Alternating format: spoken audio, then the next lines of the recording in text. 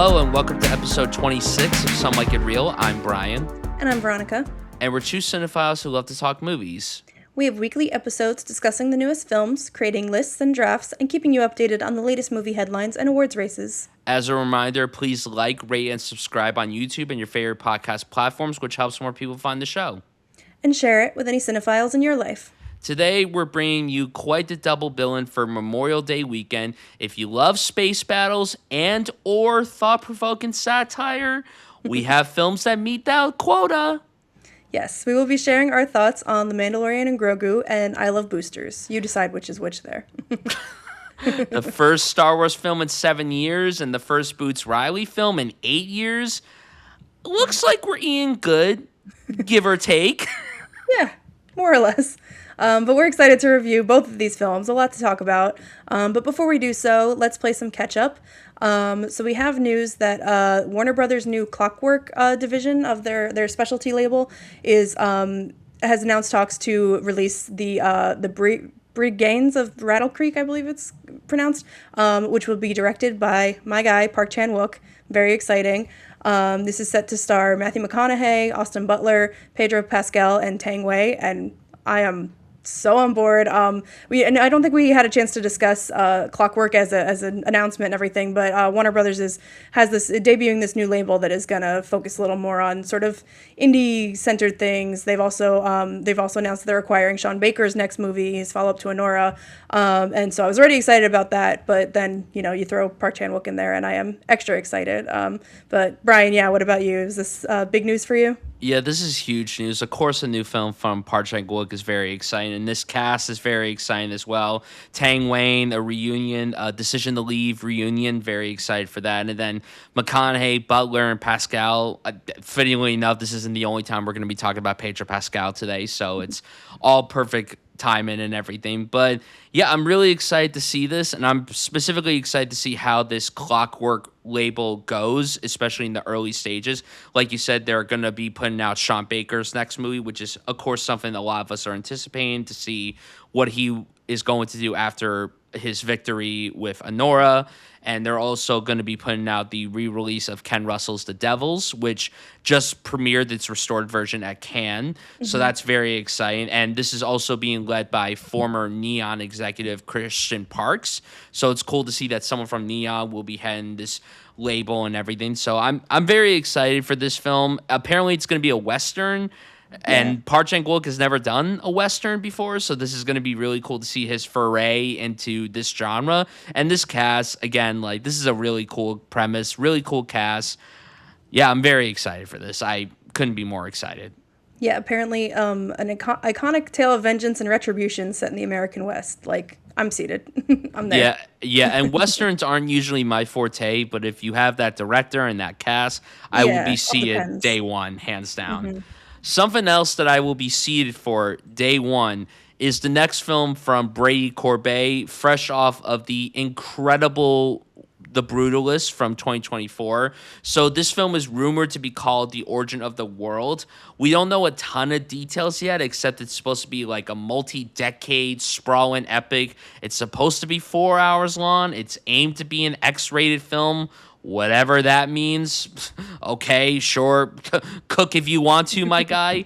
But we're learning of who's going to be in it. So, Cate Blanchett and Selena Gomez are two of the names. They are pretty much confirmed to be in. But someone that is in final negotiations to join this project is Michael Fassbender. Now, I have not seen everything that Brady Corbet has directed. I've only seen The Brutalist. And I loved The Brutalist. I was a big fan of it.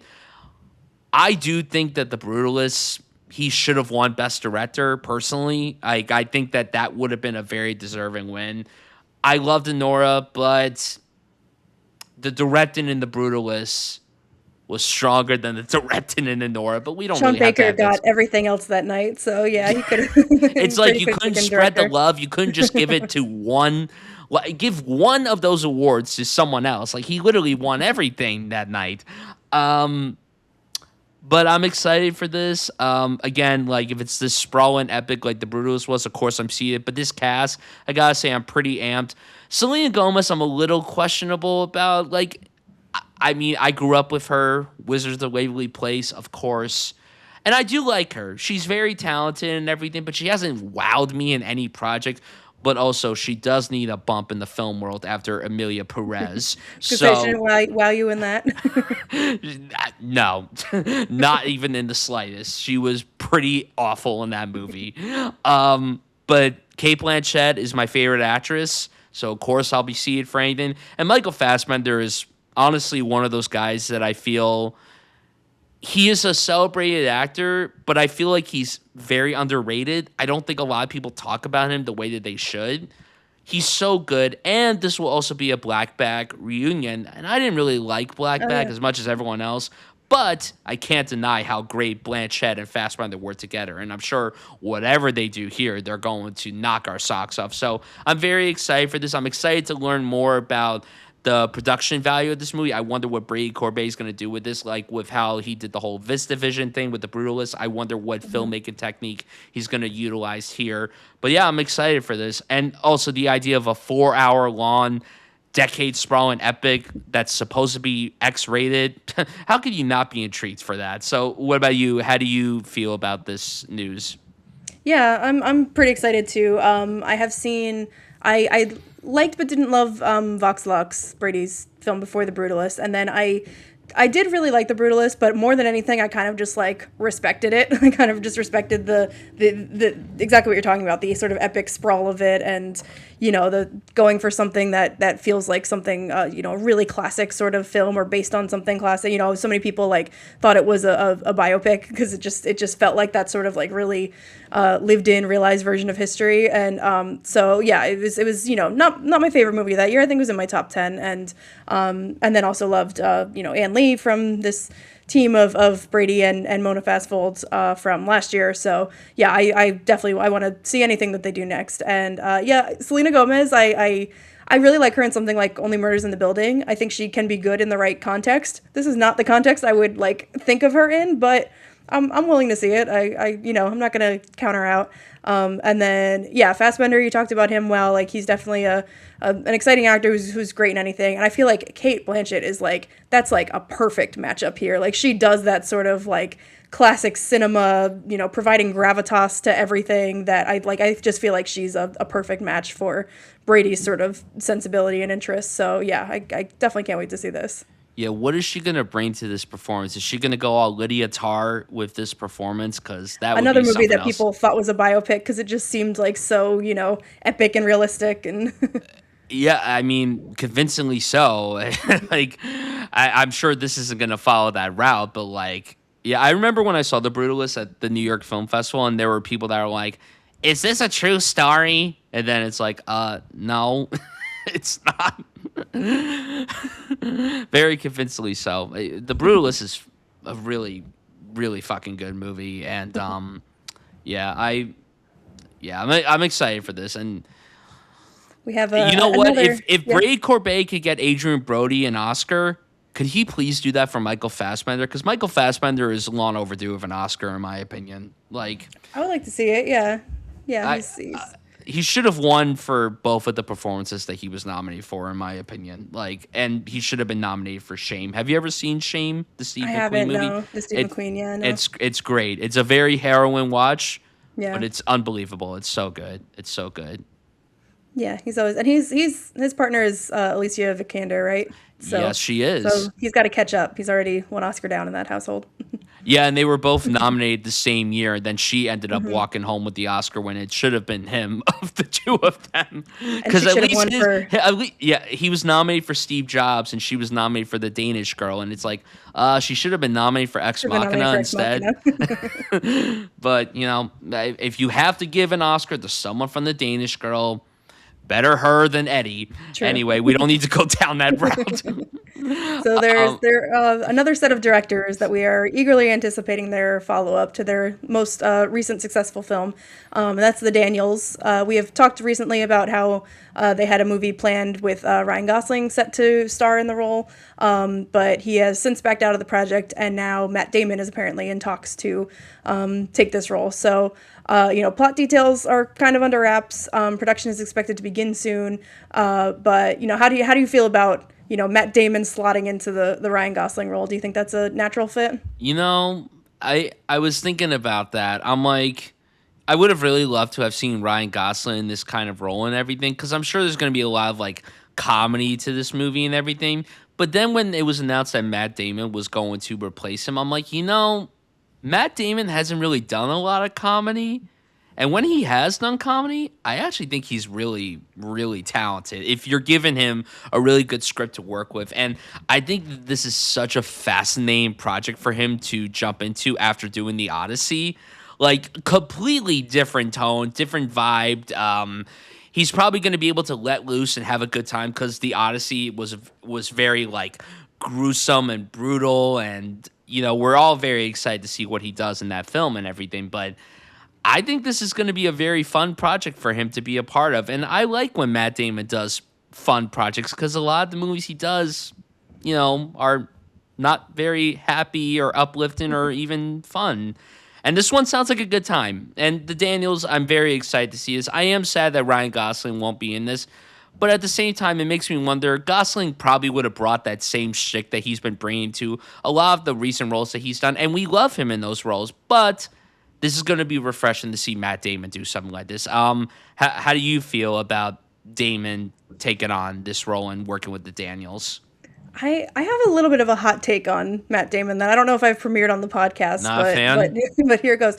I'm a fan. It's just complicated. I have mixed feelings about his sort of like middle-aged era Damon. I think that when he was younger, he was like the it boy for so long. And a lot of those roles, like I like him as a leading man, and then I like that, something like Talented Mr. Ripley, like he brings something that's like really like a little weird and off and sinister. And I feel like as he's getting older, he's kind of like he either like he cameos a lot, he shows up in a lot of things and like just pops in to do something weird or funny or whatever, and like those are usually fine. But I feel that in recent years, anytime he's had like a lead or a significant supporting role, I kind of just feel like he's playing Matt Damon. Like he's just there to be someone with with a little bit of gravitas, so that if he turns around in a chair, people are like, oh shit, it's Matt Damon. Like this character means something. Like it's playing a little more on his star power than like actually being an actor who disappears into the role. And there are different kind of actors. Some people do that really well.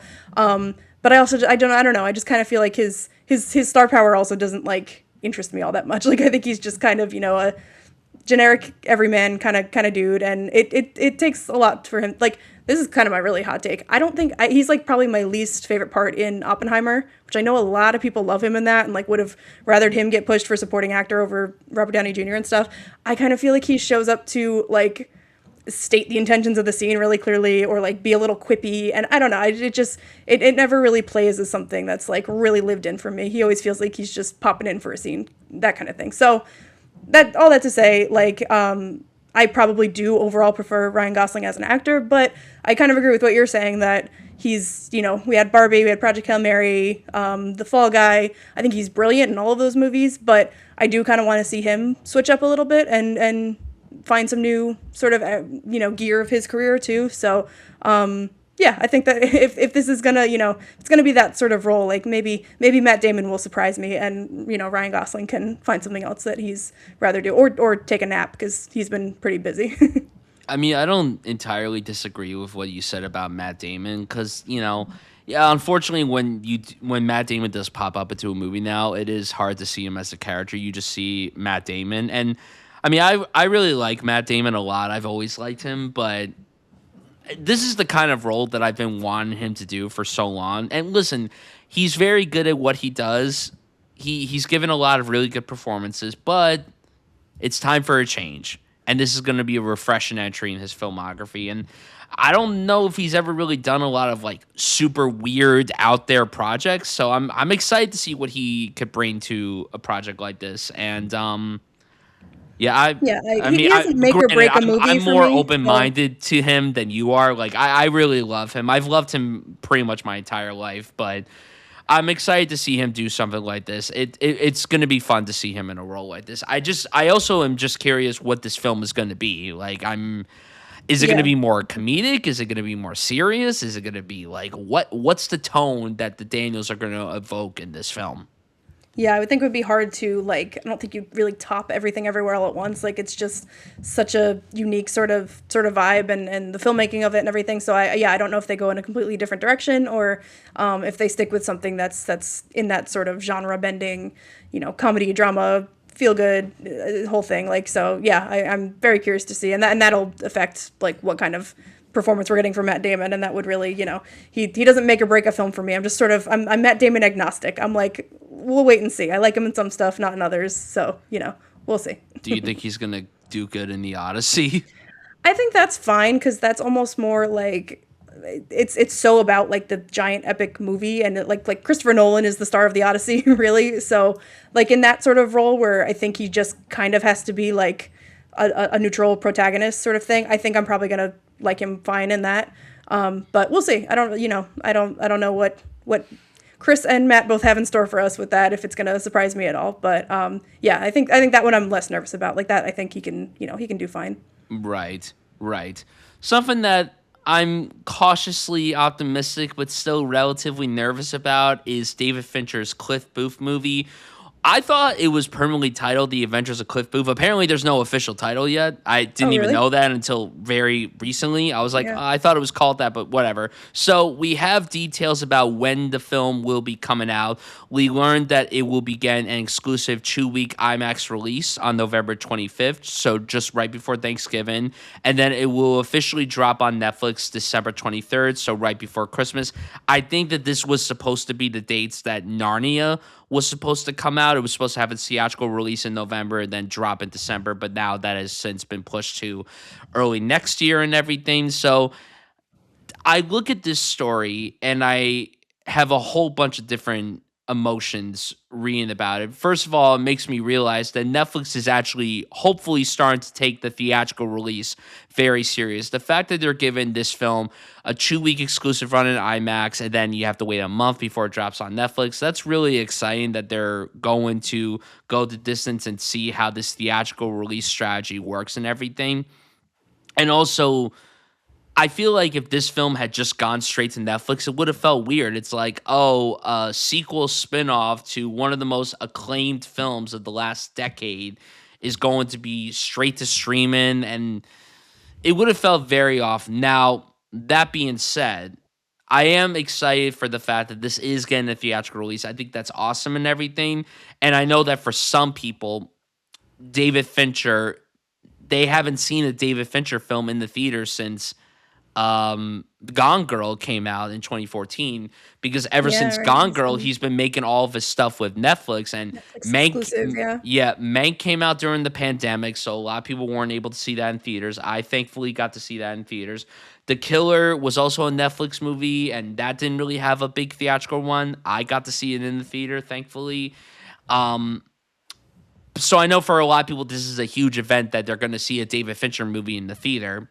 And that is really exciting. Now, that being said, I still don't know why we're getting this film anyway. And I really like Once Upon a Time in Hollywood a lot. It's not top 3 or top 2 or even top 1 Tarantino for me, but it is really good. And I like Brad Pitt in that role. And I actually do think that that was a very good Oscar win personally, because it's like, it's a very fun performance. And it's about time we give an Oscar to someone that's fun and not just the most dire, serious performance ever.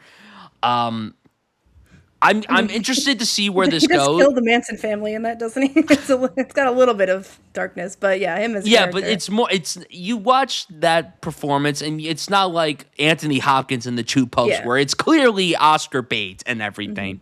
Hmm. But that being said, I am intrigued to see this film. I can't say I'm excited, but I'm not dreading it either. I'm very curious about how this is all going to come to play with Fincher directing and Tarantino not directed, but he wrote the script. So I'm interested to see where this goes, but I'm still like, it just feels weird that we're going to be watching a spin-off to a Tarantino movie, but Tarantino himself isn't directing it. It's just a little weird to me, but I'm interested to see where they go with this. So, yeah, but all in all, the main takeaway from this story is that it's cool that it's going to get an actual theatrical release before it drops on streaming. So, how do you feel about this whole story of it getting a theatrical run before it goes to streaming?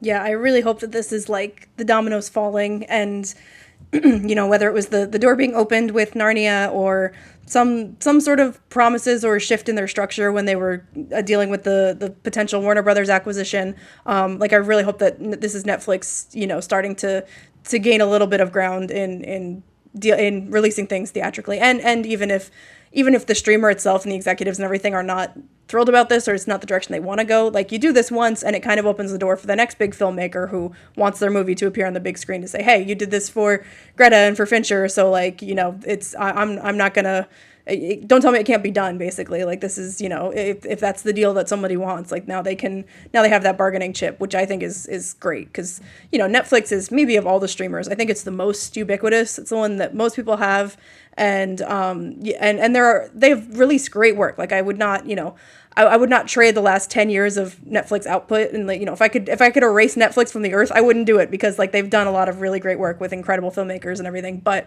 it's in the way that those things get showcased, it's usually pretty underwhelming, and something just comes out on Netflix and it can kind of go off into the ether and never really have the appreciation for it, even though it can get the eyeballs from so many people watching it. So yeah, I think I saw this at first and I thought it was getting the like exact same treatment as Narnia. So it's a little bit of a shorter run, shorter qualifying run, but it's also during the fall when theaters are busier, and it's getting that IMAX for 2 weeks too. So yeah, I think that this is like totally a positive. I hope that other filmmakers see this and take advantage. And yeah, you mentioned the movie itself. I'm like plenty, I'm ready to see it. I'm open to it. Once Upon a Time is not one of my favorite Tarantino movies, or I don't have that high regard for it, but I will say that my experience watching it was, I saw it in the theaters when it came out. My friends and I snuck beer into the theater, and I had a lot to drink, and it was a long movie. I think I got up to go to the bathroom about 3 times. So regardless, I obviously need a rewatch of that before this movie comes out, before I can judge anything about it. So, I will be doing my rewatch at some point, and then I will gladly go see Cliff Booth or whatever the hell it's called in the theaters. Yeah, I wonder what they're going to call it. If it's not going to be called The Adventures of Cliff Booth, what's it going to be called? I kind of like the title, The Adventures of Cliff Booth. It's very simple. Kind of goofy. Cliff Booth, the movie. Or it's just going to be called Cliff, like Logan or something. One word. Like Michael. Michael, exactly. Exactly. But yeah, there's a lot of really exciting things going on in the film world right now. And yeah. Shall we get into our main topic? Sure, yeah. Including our recap, let's get into our reviews of The Mandalorian and Grogu and I Love Boosters. So I think we're going to start out with The Mandalorian and Grogu, give our non-spoiler thoughts, and then transition into full spoiler territory. So, Brian, what did you think of The Mandalorian and Grogu? The first, like you said, it's the first Star Wars film in 7 years. It's been a TV show for years in between there. But yeah, what were your impression going in, and then how did you feel about it? So I think I should paint a bit of a background of my stance on The Mandalorian and everything. So also with Star Wars, we just did a Star Wars collaborative draft where we spoke our stance on the franchise and everything, and I'll just reiterate some of that stuff here. I like Star Wars a lot. It's not a top franchise for me, but I have always loved it and everything since I was a kid. So I've grown up with it. I will always go out to see whatever they put out on the big screen. And knowing that we're finally getting the Star Wars theatrical film again, it was really exciting initially for me. Now, The Mandalorian premiered 7 years ago as well. It premiered just a month before Rise of Skywalker came out in theaters and everything. And I think that the first 2 seasons of Mandalorian are really, really good TV, especially the first season. I think the first season is a really good piece of Star Wars. And I admittedly never got past season 2. I started season 3 when it came out, and I just couldn't get through it. I was really bored. I was just feeling nothing, and I'm like, yeah, I'll get to this eventually. 3 years later, still didn't even bother. I tried That's the general consensus, that the third season is like a steep drop off from the first it's two. It's a humongous drop off from the first 2 seasons. And the thing is, too, like, originally it was supposed to be a 4th season of the show. And then they're like, we're actually going to do a movie instead. And I'm like, okay, sure, whatever. I went into the movie with an open mind. I was trying to be cautiously open with it, but I honestly was not looking forward to it because the marketing just hadn't done anything for me. And I'm just like, why am I going to a movie theater to watch what is going to be an extended episode of a TV show? Like, yes, The Mandalorian is something that is cool to see on the big screen. Like, it was really cool seeing that character on a gigantic IMAX screen with surround sound and everything. That was awesome. But I was just like, I don't really see a lot of hope for this movie. And I saw it less than 24 hours ago. And I have to be honest, I don't really remember much of it, which comes to show how very forgettable this movie is. And here's the thing, too. This is the most inoffensive movie that I've seen in quite some time, but it was the most nothing burger thing that I've watched in a while as well. I don't think it was as bad as something like The Rise of Skywalker, but at least with The Rise of Skywalker, what I will say, not to give that movie too many pros and everything, there were things about it that I remembered still to this day, even years after having seen it. I saw this movie less than a day ago, and I don't remember a ton of it. It just comes to show how very run of the mill and nothing this movie was. And the thing, too, is that they could have done something so cool with this by making it not feel like just an extended episode of a TV show. And if this had just been a season of TV, maybe like 4 or 5 episodes, it probably would have been an okay season of TV. But it being a movie, it just really fumbles the bag big time. There are some cool action set pieces throughout. Grogu is absolutely adorable. You can't make me hate that little creature. And yeah, there's some moments that made me go, oh, this feels like classic Star Wars. But ultimately, it was pretty disappointing because I was hoping that the first Star Wars movie in the theater in 7 years would be great, but this was not the triumphant return that I had wanted from this franchise. And I've said this from the very, very beginning. This should not have been the first Star Wars film that we got in the theater since Rise of Skywalker. We should have gotten Starfighter first, and then if they wanted to do this as the follow-up, that would have been understandable. But also at the same time, this movie shouldn't even exist. They should have just done another season of TV and everyone would have been fine. But because we got this tame movie in the process, it was really just a letdown for me. And that's sad to say as someone who, again, really likes Star Wars, but this was just the most nothing movie that I've seen in quite some time. Even though it was not the worst thing in the world, it was just blah. Like, there was just nothing to it. And that's really disappointing to say. So, how did you feel about this movie? You've gone on record before saying that you do like Star Wars, but you haven't seen really any of The Mandalorian except for the first episode. So for you, how did this movie feel for you as someone who basically has seen little to nothing of this storyline, this character, etc.? How did you feel overall? Yeah, so this was, have watched, about the first episode of the show. Just didn't really hook me. Didn't keep up with it. It's obviously a show that's very like prevalent in pop culture and stuff, though. So I definitely just through other being interested in other nerd adjacent stuff, I definitely know enough about it without having like directly experienced it. So going into this, kind of just felt neutral about it. Was like not really expecting much from it. I don't really I didn't know necessarily what to expect, but wasn't expecting to be blown away, and I kind of liked it a little more than I thought I would, which is to say I didn't think I would love it that much. So how high a compliment is that? But you're totally right. This is like the safest movie that I've seen in some time from like a big studio. Like, oh, that's not true. A lot of them play kind of safe, but it's safe. It's like it's very slight in its ambitions, and it definitely is forgettable. But it also goes down really smoothly. And I'm guessing that my experience was actually really improved by not having seen the show,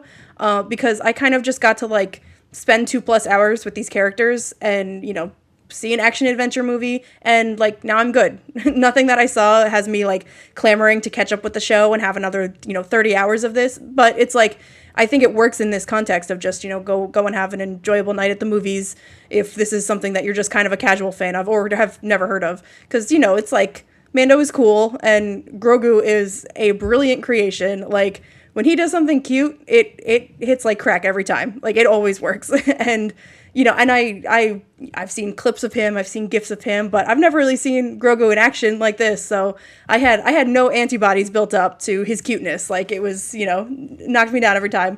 And it's like the easiest, most emotionally manipulative way to make the audience care about something, because like everyone loves a cute baby or cute puppy kind of thing. So it's like, obviously it's an easy mark, but like damn, it is effective.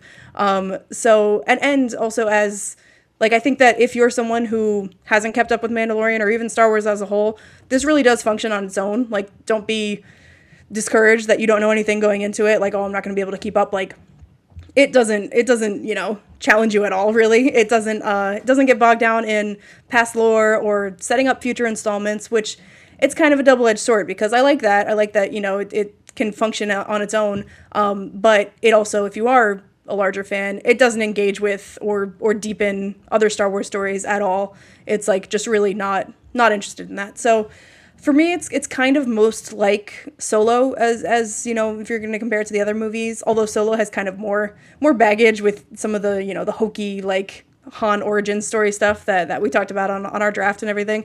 So this to me, like, and I'm sure if I knew the show, I'm sure there are more Easter eggs in there that you would catch, but to me, it wasn't like anything that was overwhelming the movie. So I'm somewhat a little bit positive on it. Although even if you're approaching it as this like turn your brain off pure popcorn movie, I still have some notes about how it executes that. Like, I still don't think it's perfectly made or paced or anything like that. But if you're a casual Star Wars fan and you're going to the movies with like 5 different people of different ages and interests and stuff, I kind of feel like this is it does function as a crowd pleaser. It's like competently made. It's got some moments, some stronger than others, but yeah, it's functional. It's fine.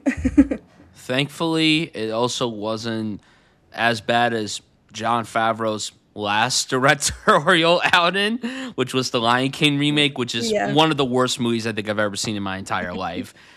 This at least had some life to it, unlike that movie. I just like, the thing for me was that, I wasn't like bored during the movie. I was entertained. There were some moments that did put a smile on my face, and I'm like, yeah, this was fun and everything. But also, when I watched it with my audience, I could just tell like who clearly doesn't watch a lot of movies and everything. So like when the movie began, and we're gonna get into spoiler territory right now, when the movie began, and I actually really liked the opening. I liked the opening set piece and everything. I liked how it was staged and how it was executed and everything. And it felt like classic Mandalorian, but also it kind of felt like classic Star Wars, that little brief moment. And I was hoping that, the rest of the movie was going to evoke that same like flair and style, but it ultimately didn't. And when the movie began, after that opening action set piece,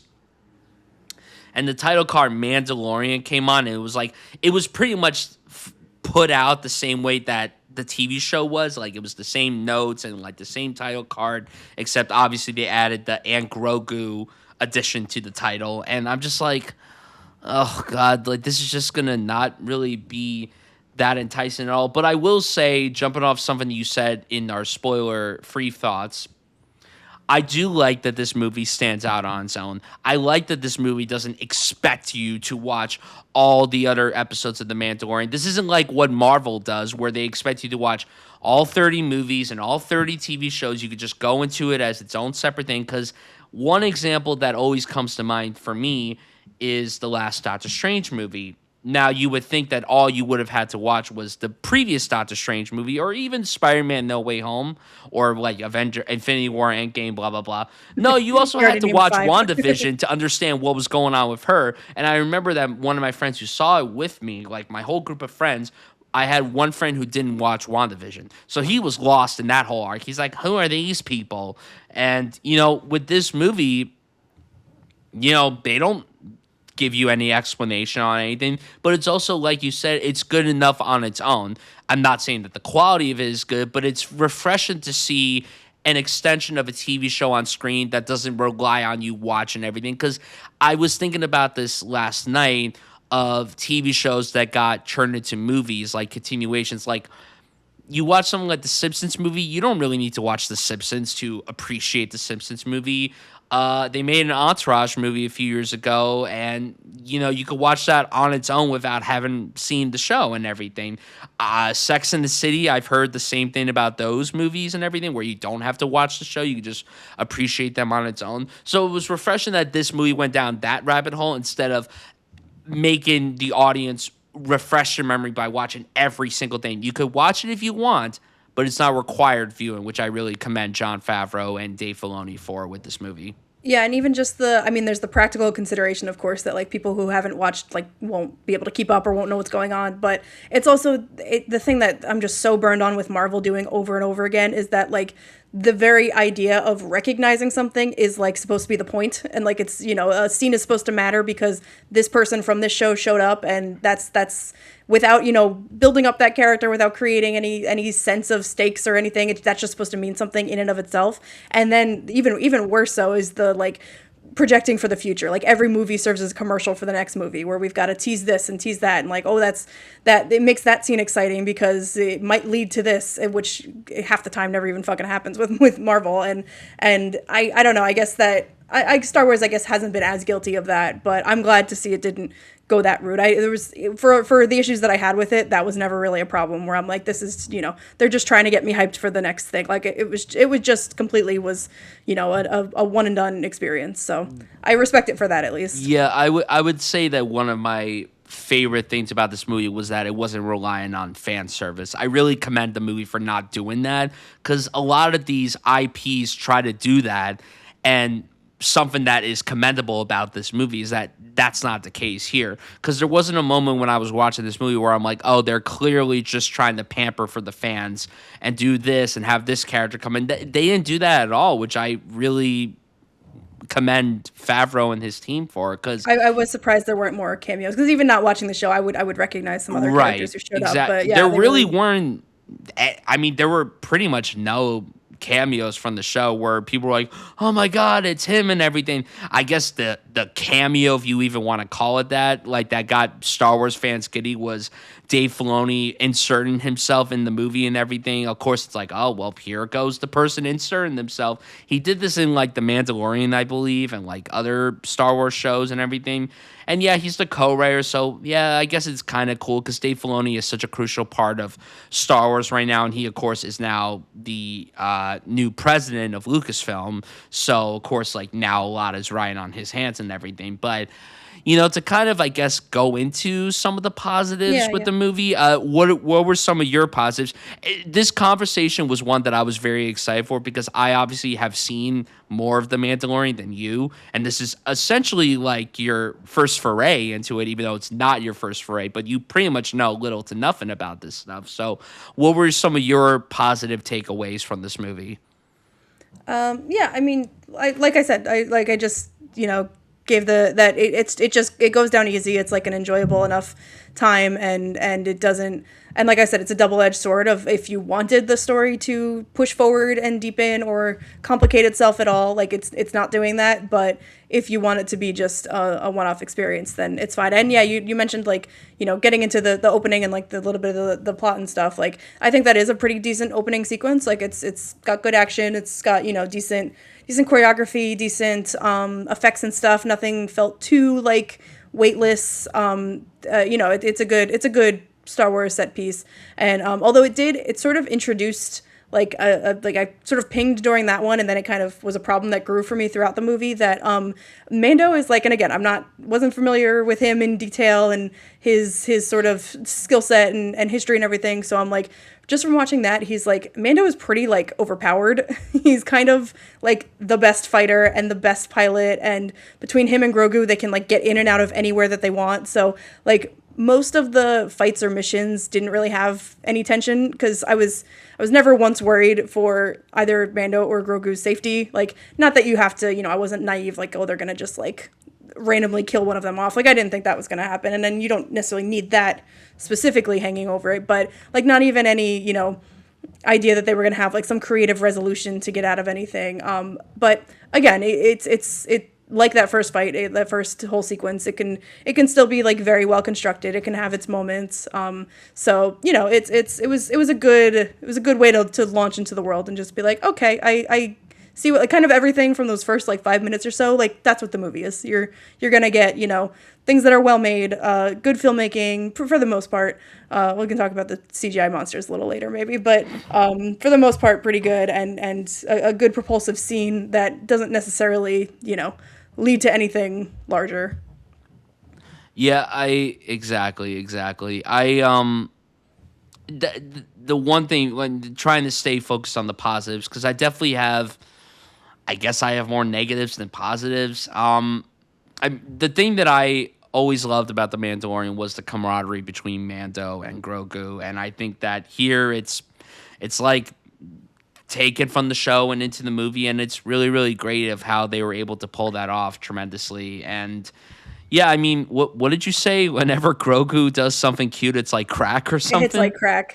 It Injected into my does. veins. Like there's He's so just fucking things that cute. he does, and it's just like, how could anyone hate him? You could hate the Mandalorian all you want and everything, but how could you hate that little guy?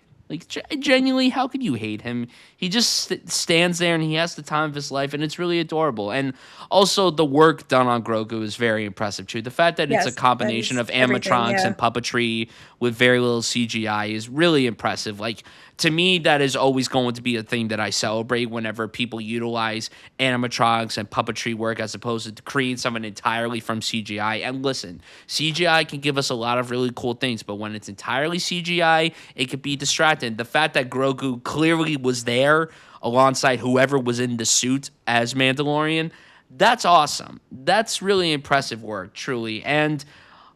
But as great as that stuff was, I think just to get like an early positive out of the way, and I don't know, I'm sure you agree with me on this. Ludwig Göransson's score is absolutely awesome. So good, yeah. And Like I knew that main theme and stuff, but didn't know anything else in context. Yeah, it's really really good. to follow up Sinners, his Oscar win for Sinners, with this, and he composed the music for the first two seasons, and he did the theme song and everything. And there were just some like cool like iterations with the song and everything. Like it was like very subtle and very quiet and low key, and then it was like kind of like booming and There's everything. And I'm more, just yeah, like more the more power of Ludwig Gremlins-esque. Göransson. Like there is a reason why this guy is like one of the most hot not cinematographers, composers working He today. could probably do that too. Fuck He it, he can he do probably anything. could. He probably could. He could cook in every single department, truly. But the score was so good, and I was just like, if I just have to listen to the score, I am good, quite frankly, because the score is that good. And I was honestly listening to some of the score earlier today because there's a lot of heaters in this soundtrack, and it also kind of felt refreshing to see him work and do a score like this again because he's been so much working with Ryan Coogler and Christopher Nolan, and now it's like, oh, now he's composing a Star, and this is the first Star Wars theatrical film to be composed by him, and that's really awesome in my opinion. And he crushed it. The score was, listen, if anyone out there says this movie sucks, you're not wrong for saying that. But if you say the score sucks, then you're wrong for saying that. Yeah, and it doesn't. It does the really smart thing of not emulating like John Williams. It doesn't go for the exact same sort of thing. It has kind of a different vibe. It's not that loud orchestral sound until like moments when it makes sense to be. So yeah, it definitely it's distinctive, but it still sounds very Star Wars, which is hard to do, but he definitely accomplishes it. So yeah, let's get a little bit into. We're definitely not going to cover every plot. Yeah. This is a very plotty movie. It's a lot of it's not all that important, but so just getting into it, I was like, okay, Mando he works for the Resistance. Gotcha. He's a bit of an outside contractor. He gets this mission to rescue Rada the Hutt, which as I watched for our Star Wars draft, is also kind of the plot of the 2008 movie, the Clone Wars. So Yes. I was like, okay, we're doing that again. I didn't even put two and two together. I didn't really know He's the all plot. grown up now, but it's the Yeah. same Hutt. And he's voiced by Jeremy Allen White of all Jeremy people, Allen which White. is yes.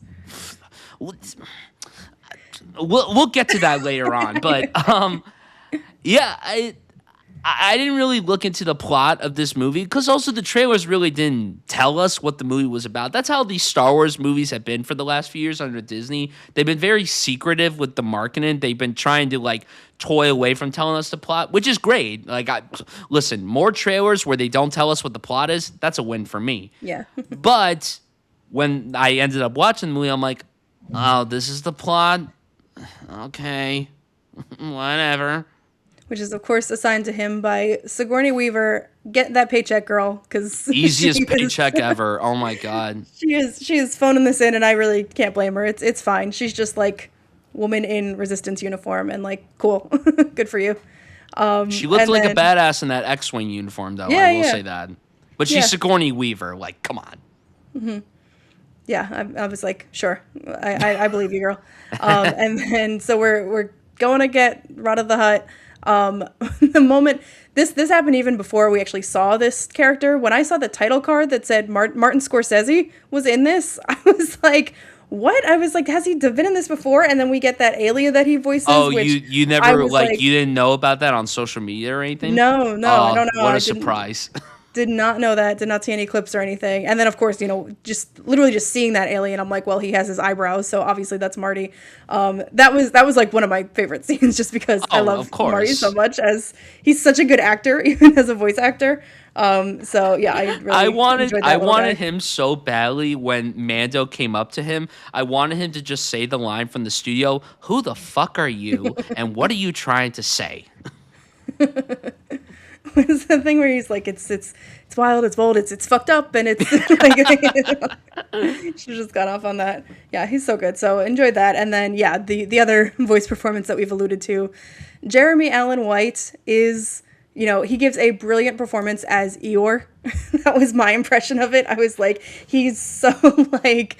It's not even Jeremy Allen White's fault. They like alter his voice to that like super low modulated thing so that he sounds like Jabba the Hutt, like all of the Hutts do, and it's just like his first couple scenes he's just like, when I was fighting everyone wanted me to die because my dad's Jabba the Hutt. Like it was, I was like, why did we even bother like hiring? I kind of feel like the thought process there was like, Jeremy Allen White's gonna, play this role, and because of like our history with him on The Bear, it's like it's just gonna come through that like he has trauma in his past and he has issues with his family. Like I think that was the idea. But that's probably why they cast him. Yeah, but you really don't get any of that. Every fucking character, and I love him. I'm a big fan of him. Every fucking character that I have seen him play has some sort of family trauma. Shameless, The Bear, the Iron Claw, Springsteen, and now this. Yeah, he's just like professional sad boy, and that's kind of what Rada is. So I don't know. I guess it's fitting, but it's just like you could have gone some other. It was just here. weird too because like when they announced that he was playing him, I didn't know if they were gonna like do something with his voice or if we were actually just gonna hear Jeremy Allen White's normal voice just going, yeah, my father, Jabba the Hutt, yeah, but. They modulate, but then there were certain points where you could like hear his voice, like that filter that they added onto him, like came out, and I was like, wait, did he just pretend to have a deep voice the whole time, and now he's gonna talk like Jeremy Allen White? But that didn't end up happening. It was just very odd because I remember when they announced that he was going to be in this movie, and I was like, that's cool, Jeremy Allen White, Star Wars, that's a cool little parent and everything. And then they're like, oh, he's playing Jabba the Hutt's son. I'm like, okay, sure. And then I remember when they released images of him and he's muscular and everything. I'm like, oh, well, of course. Like Jeremy Allen White himself is a beefcake, so of course they're gonna do that in Jabba the Hutt's son. And they should have had Rada in the Calvin Klein underwear, like his ad. I was waiting for Rava to start cooking us a feast. I was waiting for him to just get into like cooking discussions with Mandalorian, but that didn't happen. Why'd you cut that out, John? Jon Favreau literally made a movie about cooking. Yeah, chef. Like, why couldn't he incorporate that into this movie? Like, give us something. That whole arc, and we should also say this too, like, when the movie began and that storyline began, I thought that was pretty much going to be the entire premise of the movie. I thought that was going to be the storyline that we were going to follow from beginning to end. And when we did, like, I wasn't bored, but I just wasn't feeling anything. I'm like, why am I supposed to care about this character? And it is sad that like with the sequences where we do see the huts and everything, they're CGI. They're not animatronics like they were back in the early stages of this franchise and everything. And it just took me out of it. Like I didn't feel immersed in what was happening. I was just sitting there like, oh, okay. Like, why am I supposed to care about this arc? Why am I supposed to be invested in this journey and everything? And that's what made this feel like an extended episode. It's like, oh, this is just like another journey that Mandalorian is going on. And that's not a problem, but give us an investing journey. But they couldn't even really do that with this. So, I mean, how did you feel about this whole journey to go rescue him and then protect him and then them all fighting together? Like, how did you feel about all that? Yeah, I was, as it was happening, like I said, it is all pretty slick and well done, and there wasn't anything I was necessarily like bumping against, other than like you said, like the huts being just fully CGI, and so it's hard to like connect as characters, unless you're gonna really build it out with some great writing or something like that, which was just not what they were even going for here. So that's fine. And then like as that story plays out, I'm like, okay, he's gonna it you could just absolutely feel where the episode breaks would be. Like you could just tell that this was, this is supposed to be an episode where we're in this location and then this happens and it's resolved. And so, as it moves through, they rescue him, and then Mando ends up wanting to the Lord Janu, who's holding Rada and making him fight in these sort of gladiator style fights. He wants Mando to fight as well, because like that would be like so legendary, and he ends up gassing him, tricking him into getting in there and fighting with Rada. And when that happened, I was like, oh, do you watch Game of Thrones?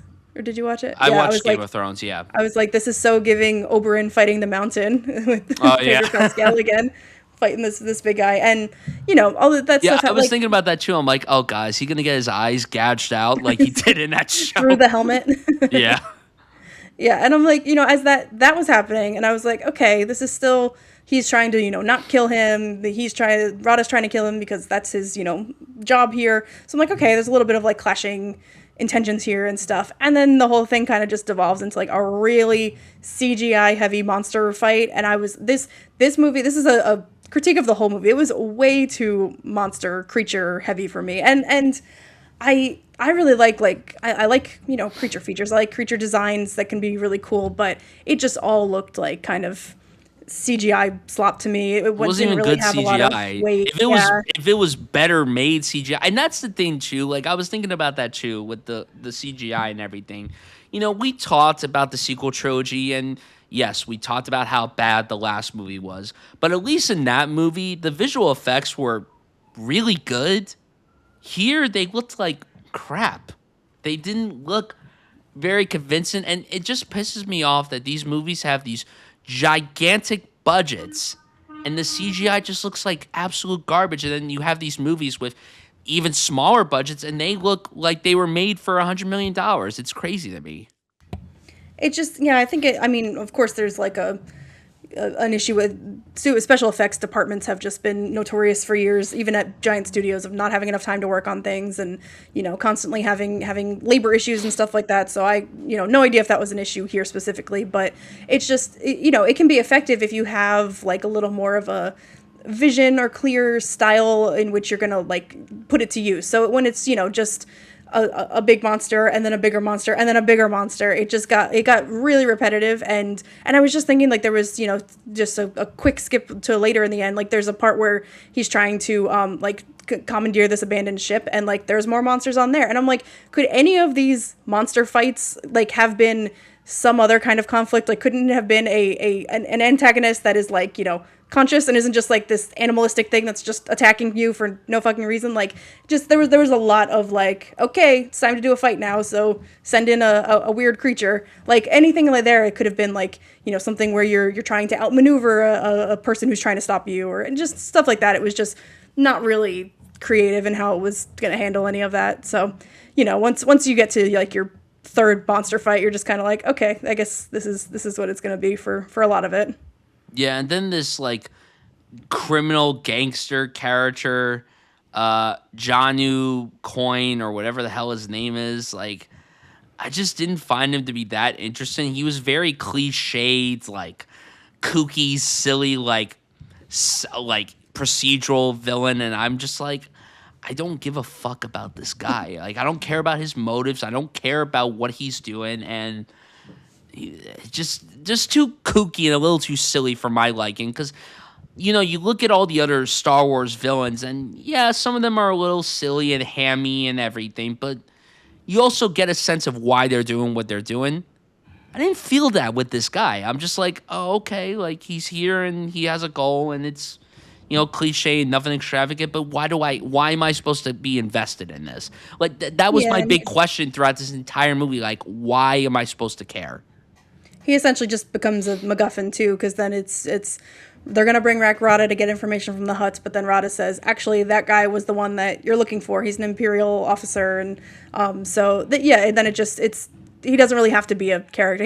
I wish he could have been kookier or had some sort of stronger take. He was just kind of like, generic mob boss kind of guy. And the fight in the bar was a little bit interesting because that was, a little more, like I said, like human-based characters, action kind of stuff, and had a cool design. Like, the different set pieces are well designed, and it was just the effects and the intention of all of the fights are just kind of like, okay, get through the next thing. So, we go back and capture him and bring him back and everything. And his mission is kind of complete with the Resistance.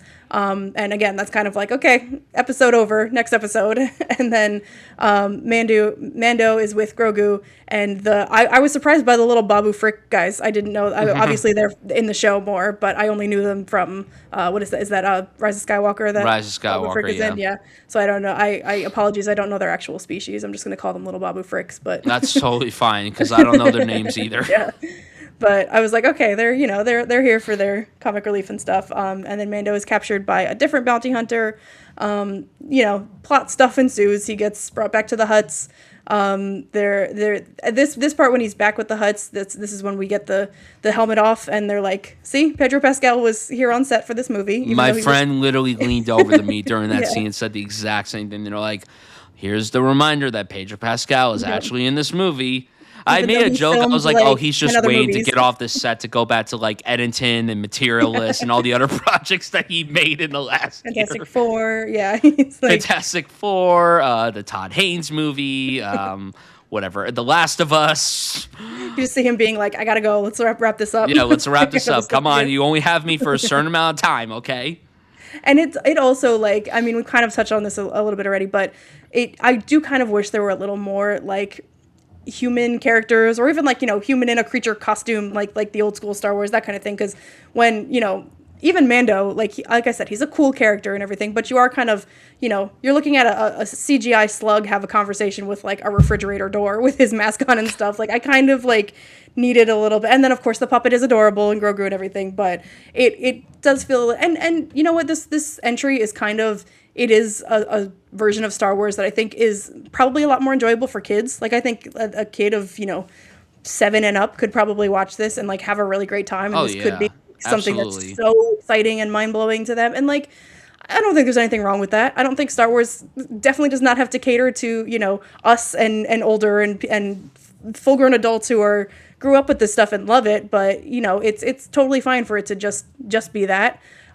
So, it's none of the characters were, I didn't really feel a deep connection or anything, but it's not really what they were going for. It was meant to be this sort of thrill ride action adventure, and we get a lot of that, but I was like happy to just see like, a human face and kind of have someone that I could, root for and stuff like that. It could have just used a little bit more of that maybe, but and he is injured in that fight with the Hutts because they have dropped him into this pit, and guess what? There's monsters, and then guess what? There's a bigger monster, and Grogu and Frick crew help him escape, but Mando is bitten by the monster, I guess, and the Hutts say that it's poison, and at this point with Grogu and stuff, I was kind of like, okay, I don't know his power specifically. I was like, kind of feel like he can probably force heal, and he did just that, and I was like, I don't know how you feel about this. Do you think that like force healing is kind of like a cop out every time? Like, was this like unusual for Grogu? Was this like him learning a new skill, or like is this a power we've seen him have before in the show?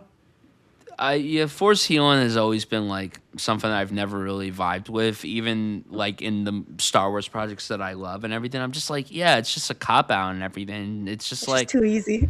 it's way too easy, and I don't really like that. I always find that gimmick to be very like lame and just lazy. And maybe if there was a bit of significance to it and I was so invested in the story, maybe I would actually care about him using force healing. But I'm just like, I don't care about any of this. It's just so uninspired and everything. And so this whole segment where like they're on this different planet and everything with the huts, and then Mando is succumbing to his wounds, and then Grogu has to do everything to heal him. This is literally like a second, episode, as you said, and everything. And that's the thing that bothered me about this movie. There wasn't one overarching plot. There was multiple storylines going on, which made it feel like something that a lot of people didn't want this to feel like. A long episode of a TV show. Like, that's not what people wanted to do. And that's not what I wanted. I wanted this to feel like a movie. I wanted it to feel very cinematic. And it just felt like something that I would pop on Disney Plus and I would just watch there. And like you said, I could pinpoint pretty much every moment where it would cut to commercial or whatever, or it would cut to an ad or whatever. I'm like, oh, this is where they're going to cut the ad. This is where they're going to cut this. And this is where they're going to cut to this. And I was just so uninvested in that whole arc and everything. Now, the whole idea of like, essentially for this little period of time, Grogu is really taking over the whole movie. And there are moments in the show where he is pretty much front and center. But this like 10-ish minute period where he's like going around trying to find all the things to like get him alive, and then he meets that random fisherman and everything. And which that whole arc, like that was like, again, like, what was the significance of that scene and everything? It's like, Well, I was going to say, I fully agree with you about, like, this is episodic and it should have been structured differently to be a movie versus a TV show, but this was, like, my favorite part of it. This was, like, I could have watched like, because this is, like I'm saying, the fights, the missions, they all just kind of feel like, okay, it's going to work out how it's going to work out. They're going to beat everybody up, blah, blah, blah. Like, this was like, okay, let me, like, actually watch Grogu learn things and try things. I'm not saying it's bad. This was like my favorite part of the movie. Like, just Yeah. Grogu being the caretaker and like building that little cave for him, and then the funny moment too when he tries to like push him into the cave and his head like hits the side of it. And Yeah, so that part was pretty funny. like I liked, because that for me that was like a moment of like a character being like tasked with a problem and like figuring things out and trying stuff and it doesn't work and try something else, and and having that little moment with that fisherman, like that You that felt was there was a little bit of stakes going on. stakes, and just like there was thinking involved. There was something going Yes. on, not just okay, do that, Which and, was very much lacking throughout a majority of this movie for me. yeah, and the something like that moment with the fisherman, that I like really loved that, because I was like, that's the kind of thing where I feel like farther down the road when they run out of ideas, they're gonna be like, what's the backstory on that guy? Let's have a whole episode on that guy. And I'm like, are they trying to set something up with this fisherman? But then he's just there. He says his little spiel, and then it's like, all right, goodbye. Yeah, I like that, because he's just like a cool little Star Wars guy that we, get to run into, has this sort of, nice moment of caring about Grogu and helping him out and doing him a solid. And then it's like, yeah, then like that builds the world of Star Wars versus like, that guy is in this and so he's got to do that and he's, a secret Sith Lord. Like, I don't really want any of that. I liked the little, slower moments when it did that. And yeah, I would have done with more of this in this movie. No, that's totally fair. I totally get where you're coming from in that regard. Yeah, moments like that I enjoyed. I do wish that there was more of that, though, because if there was more of sequences like that, then I would have been much more invested in what was happening on screen and everything. And then we get to the final battle, and that was just like... It's like once Mando heals, it's like, all right, you get it, and how everything else is going to go from there. And it was just like the most safe final battle thing that I've seen in a hot minute. I wanted more excitement with this. I just felt like I just sat in my seat and I'm just like, oh, okay.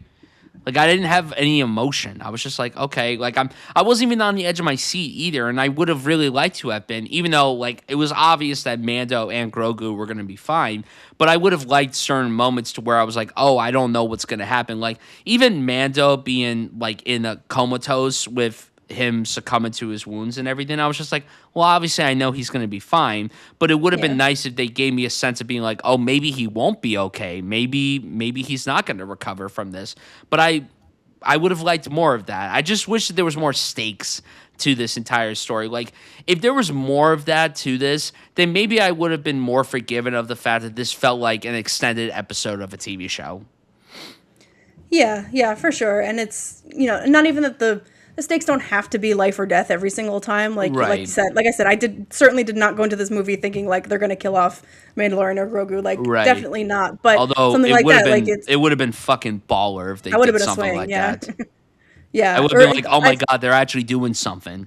yeah, I thought maybe it was possible for like another character, but like I said, I didn't think that, from not watching the show, I didn't think anyone really significant was introduced or brought into the fray or anything, so that wasn't really on the table. So yeah, I think that, the final battle, it's not of much consequence, and it really makes me think that I know you have not watched the masterpiece that is Andor, but it has kind of changed how I watch things like this because they're, they've got their mission. The Hutts are going to keep coming after them. They're kind of forced to go back and finish the job and stuff. And just watching like them, attack their whole, I don't know what it is, community, city, whatever. Like just watching all the destruction and the resistance comes in and gives them backup and stuff. And I'm just like, something like Andor, like that would have so much more weight. Like you would like, even just the random, like, extras who are like getting killed for like this overall conflict, like there would just be so much to that. There would be so much richness, and this is just like, yeah, that's, you're gonna go blow up the bad guys and movie ends and all good. So it's and again, I kind of feel like from watching Andor, I feel like I don't even expect any other Star Wars to like reach for that height or have that sort of ambition again. So I wasn't expecting that, so I'm not disappointed. It's kind of just it does exactly what it says on the box, and if you want a fun action adventure time, then great. But it doesn't feel like an event movie, which I would imagine they do kind of want to emulate that at least, because they want people to come out of this opening weekend and be like, you gotta go see this in theaters, like it's, this crazy thing happens, you have to see it before everyone's talking about it, or this scene looks absolutely incredible, you have to see it on a big screen with the sound system. This is like, it's good, but you definitely could watch this on Disney Plus at home, and I don't think it would change your experience all that much. Yeah, that's the thing. Like, I just wish that this was a more exciting film. And to some people, it clearly is exciting. Like, there were people in my audience that were hooting and hollering and having a great time. And that was awesome. I'm happy for you.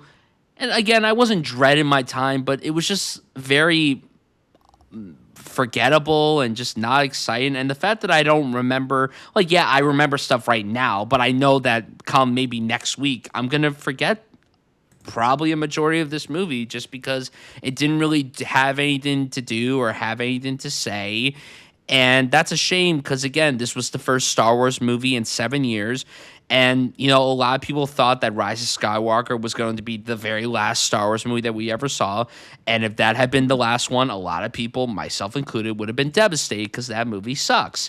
And this movie is also not that great, but it admittedly is not on the levels of terrible as Rise of Skywalker is, which is a blessing of its own. And, I want to talk briefly about Pedro.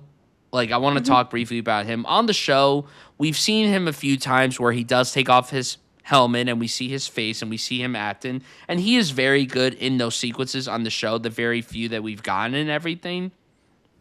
And we only have that one moment with him in this movie where he takes off his helmet and everything. And the thing is, like, since a majority of this role, he's just doing a voice, like he's just voicing the role and everything.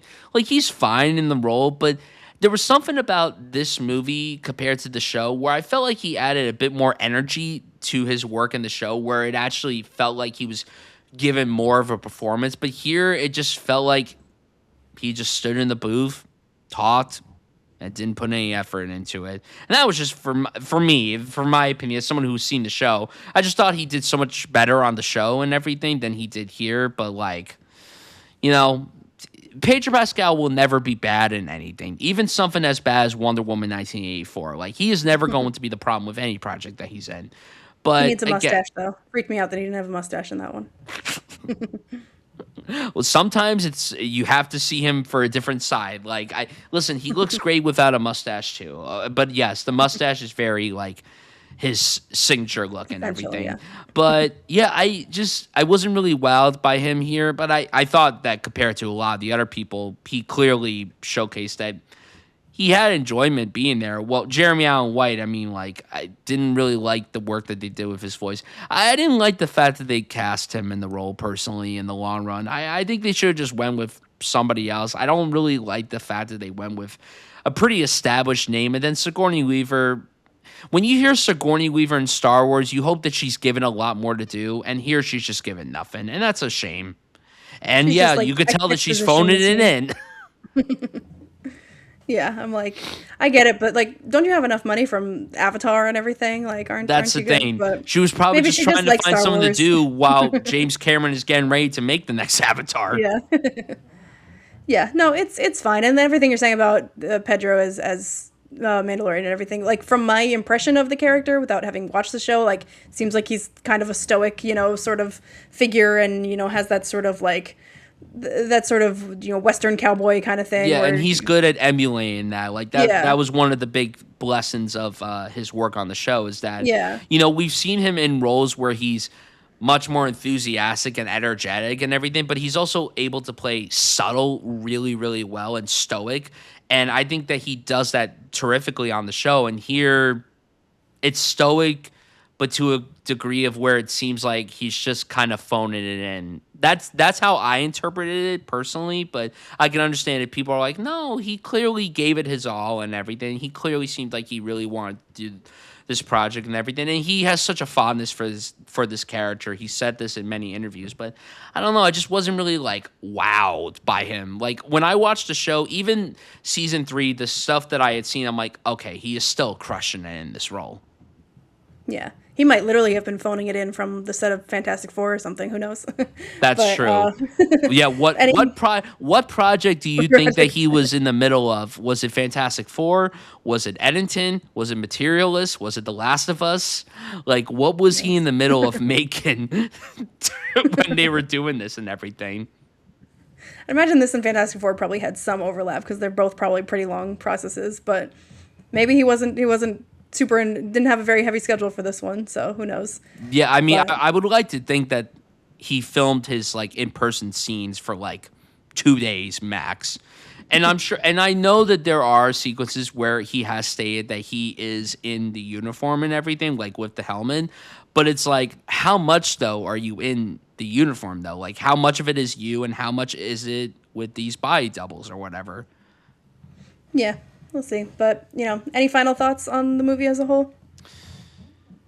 I'm glad that it didn't set anything up. It wasn't like, oh, stay tuned for what's coming next. I'm Yeah, glad that that would have it, really annoyed me. Yeah. yeah, I'm glad it had a pretty much a definitive ending and everything. And I'm sure that this is going to be the last we see of these characters, because that would be kind of surprising if we don't see them again. I feel like that there's more opportunities to bring these characters back. I don't know how you could bring them back, but I feel like there's going to be more with the two of them. These are two very beloved characters. I mean, everybody loves Grogu, and people do love The Right. Mandalorian. So it's like, there's no way that we're not going to see any more of them again. I will say, though, Grogu will outlive us all. They are never gonna let him die. exactly. I will say that I actually thought that the last sequence where they were in the ship and he like put him on his lap and everything to push the button, I thought that was a really sweet little moment and everything. I was like, oh, Yeah. damn it. They're getting me in the feels. If you can say this movie is going for anything or has anything on its mind, it's just the idea of Grogu growing up essentially and taking care of Mando the way that apparently Mando took care of him, which is Yeah. not at all anything sophisticated, but like it's something there for you. Yeah, I if you highly want doubt it, but would this movie interest you in trying to go back and give the show another chance, or no, not really?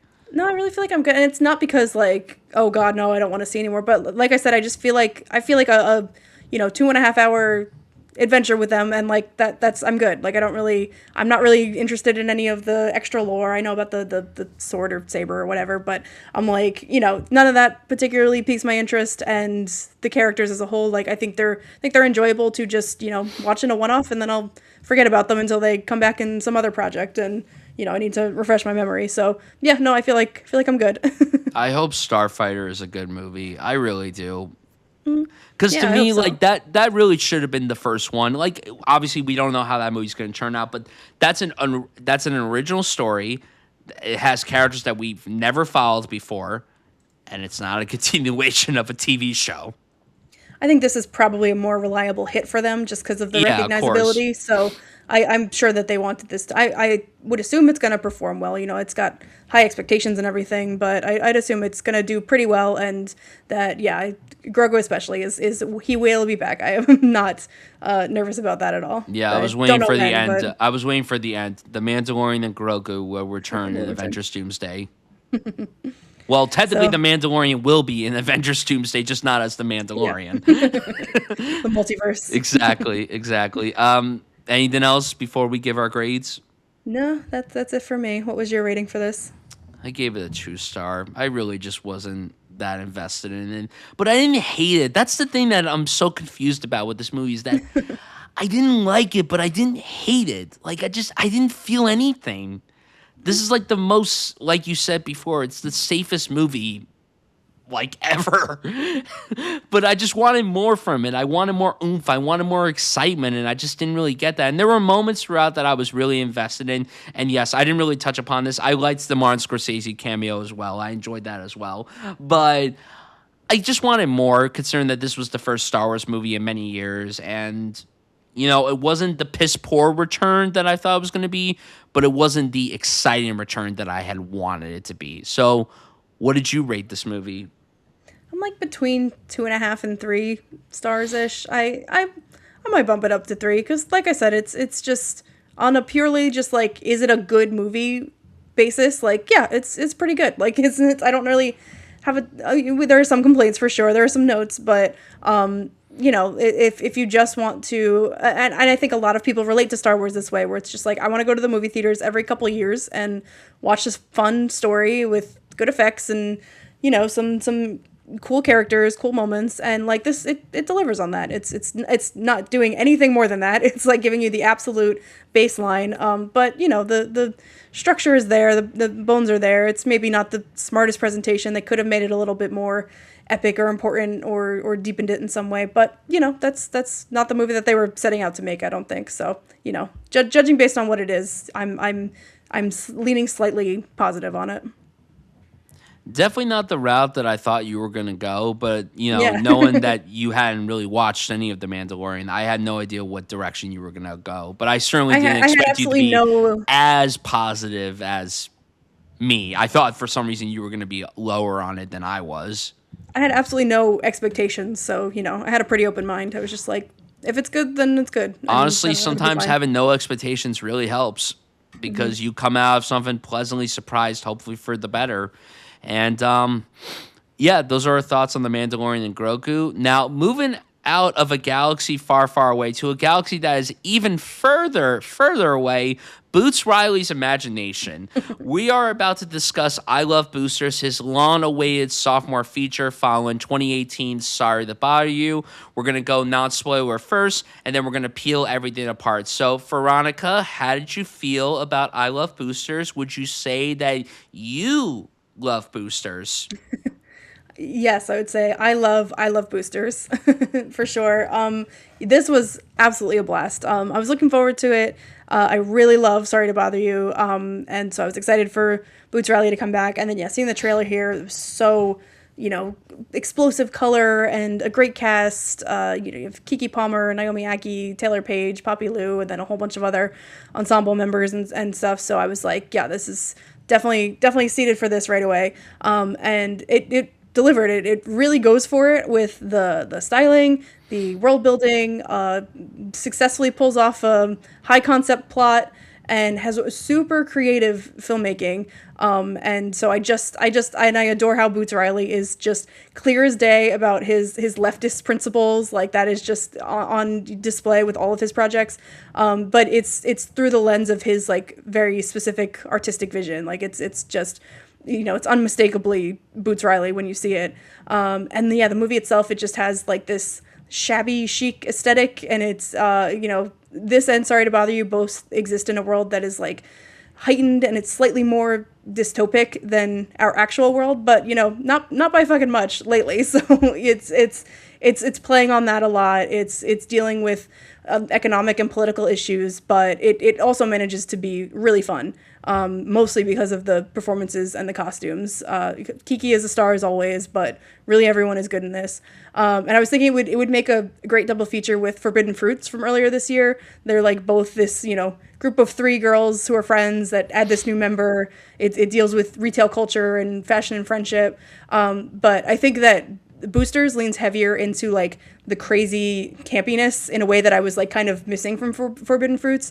So like this delivers on that much stronger. And I think that Boosters just kind of, it has more on its mind in terms of like being about something that's, delivered really strongly in this like crazy candy colored package. So yeah, I loved it. But what about you, Brian? What were your expectations going in and how did you feel about it coming out? So I will have to preface this that I didn't get a chance to rewatch this movie for the podcast. I saw this movie over a month ago.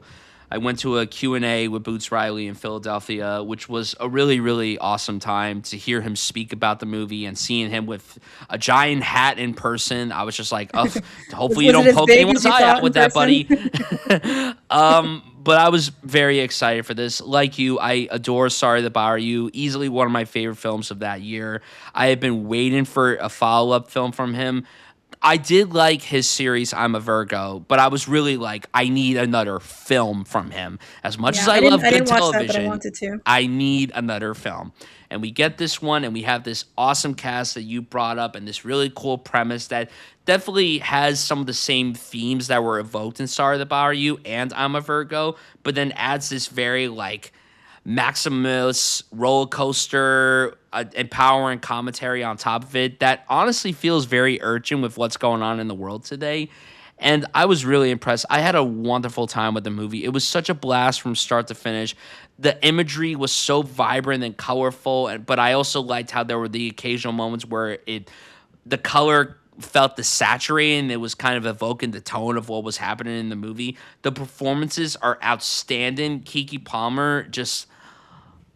The Keke Palmer stock has been sitting very nicely with me since 2006. When I saw Akilah and the Bee, I was like, this girl is a star, and she has stayed the star for 20 fucking years, which is incredible that she continuously puts out wonderful work, and she's taken all these risks as an actor, doing a multitude of different projects, working with all these different filmmakers, showcasing different sides of her, and she goes for broke here. She is outstanding, as is everyone else, but I really loved what Boots Riley was saying. I like how he still praises these messages in, but then the movie is also this gigantic Looney Tunes like cartoon with some fascinating filmmaking choices that when I saw the movie, I was like, oh my God, I cannot believe that they went there. And we'll touch upon that in the spoilers because there's so much to break down with that element of the film.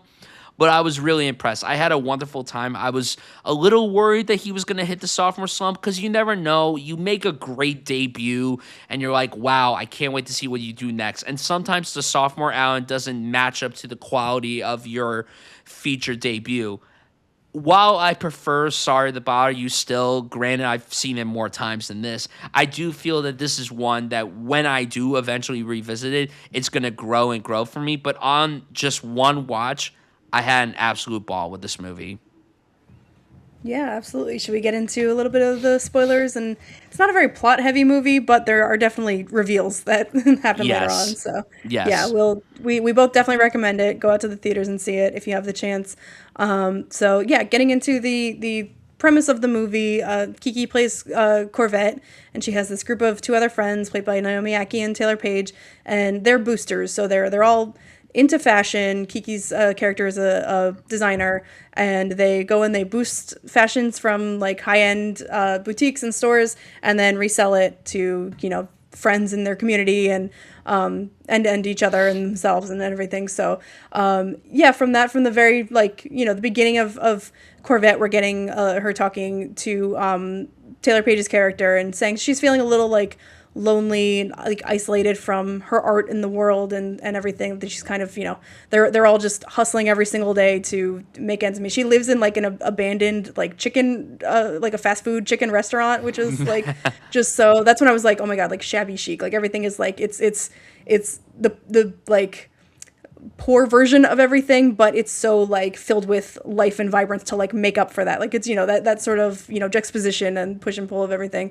is really cool. And then it just, it just has a bunch of like quirky world building. Like, stop me if you want to talk about any of these things in depth, but we get like a Ponzi scheme that Naomi Aki's character is involved in. Wow, that's a tongue twister. And we get she's like in this Ponzi scheme that's like, she thinks it's like a self-help group that's led by Don Cheadle, who is in this I don't know if it's prosthetics or if he just has like a big wig on or something, but I didn't recognize him at first. I was like, that guy looks like Don Cheadle, and then I was like, oh no, wait, that is Don Cheadle. I didn't even know he was in the movie. No, I legit had no idea he was, because I'll say this, I didn't watch any of the trailers for this movie. I went into it pretty much blind. Like I knew the basic premise and I knew most of the actors that were in this. And maybe I remember reading that he joined this movie, but I completely forgot that he was in this. So when he came on screen, I'm like, I know this guy. The voice is what really got me. I was like, I think I know who that is. And to see Don Cheadle, of all people, play that character, I'm like, in what world would Don Cheadle have ever done anything like this? Where did this side of Don Cheadle come from? He's like been hiding it for the entirety of the last multiple decades, probably because he's been in the Marvel machine playing the same character forever. But like, I mean, this is the man who did a terrible British accent for all of the Ocean's movies. I think he can commit to a bit. That's true. That is true. I love him in the Ocean movies, though. And this movie definitely felt like an Ocean's-like film with the premise and everything, which was really fun. I like what you said about the chicken shack. That was pretty cool. Like production design work. Like despite the fact that it's a shitty situation, shitty place to live in, there's so much vibrancy in it, and then all the stuff that's in there, all the clothes and the accessories, it's like, okay, there's something about it that makes it feel at home and everything. And I like the little sequences where, like, I don't remember, I think it was Taylor Page's character, she was taking a shower, and then like you saw the shot. Was it her or was it Naomi Aki or was it someone else? No, it was Taylor Page. Yeah. Oh, well, at least I remembered that moment. And just like the way it was like shot and put together and how like she stood on something, it was just really, really fun. Yeah, it's like they're just making do in like this really like exaggerated, heightened way. Which, sorry to bother you, was like that too. I remember like the moment of like using the windshield wipers like with the like physical stick kind of thing. Because nothing works and everything's broken. They don't have any money to replace it. So it's very much in that same sensibility. And then when we get like other quirky things, like when so they're they make a habit of going into these stores and causing some sort of distraction so they can steal their items. And Taylor Page's character she says she has this trick and she can like hold her breath, and then there's like a camera cut and she turns into Robin Thede. And because stores will trust a light-skinned black woman more than a dark-skinned black woman, and Corvette is like, oh, okay, girl, go ahead. And it's so goofy. Yeah. It's so goofy. And then you've got like this whole background thing of like, you're getting like these news segments where Demi Moore's character is this, giant fashion designer billionaire who Kiki's character kind of emulates, but also they kind of, hate her. And then she's having all these like hit pieces on the boosters, and it's like breaking news like every single day. Like it's the top story. And then there's all this like background propaganda with starring Kara Young, who we just talked about in Is God Is, and then Jason Ritter, Jermaine Fowler. They all have these weird like little propaganda media hits where they're talking about how they actually don't want to get paid more because it'll make them work harder, or like all of these right wing psyop kind of things that are just like, it's just the water that they're swimming in. I forgot all those people were even in this movie. I totally forgot about that. I remember the characters, but I forgot who played them. So when you said Kara Young and Jason Ritter, I was like, oh yeah, that's right. That was just such a weird thing, like seeing Jason Ritter of all people. Like it's such an obscure like person to just randomly pop up in things. It's just like, how there are always those actors where you're like, why are they here? He's one of those actors for me. It's just like, why is he here? And that's not a diss towards him or anything. It's just like it's just such a random person to be in anything. I'm Parenthood hive down. Me too. I love Parenthood. Mr. Melanie Linsky as well. Mr. Melanie Linsky, yes, that's Yeah, love right. him. And then we get, further adding to the quirkiness and the boldness and everything is Lakeith Stanfield Oh makes my eye contact with Corvette at one point from across a club while she's like, got her eyes on another guy to sell clothes to him. And the weird sort of camera angle every time she looks, and she's like, I look at him and I just get lost. And it does this like, Lakeith Stanfield's like intense eyes and all of his sort of like pseudo philosophical musings and everything, and the camera just like goes all wavy. It's just so like, just totally puts you in that headspace of like being transfixed by this guy who is like weird as hell, but also like kind of compelling. And I was like, how did you? I was like, this could be nobody but Lakeith Stanfield. It was just like so perfect for him. it's just so it's there's just so much absurdity in this movie, and that's what made Sorry to Bother You work so well too. Like there's a lot of absurdity, and like the audacity that Boots Riley puts into all of his films is just so commendable because yeah, it goes for it and goes for broke and swings for the fences, and it may not stick the landing with everyone, but what I really appreciate is that there really isn't anyone making movies like him. And he's only made two movies. And they just feel so original and so unique. And like the way that he stylizes everything is so fascinating to me because like there are people that try to invoke like this very audacious satire with very quirky comedy and very kooky vibes and everything. But like this movie just like finds a way of riding a fine line to where yes, it does have this very wild, out there, bonkers satire, but then it also complements that with a very urgent topic that makes it feel very timely and prevalent with what's going on in the world today. And you could look at these characters and go like, oh, they're just amalgamations of like maybe this person in the real world or that person in the real world.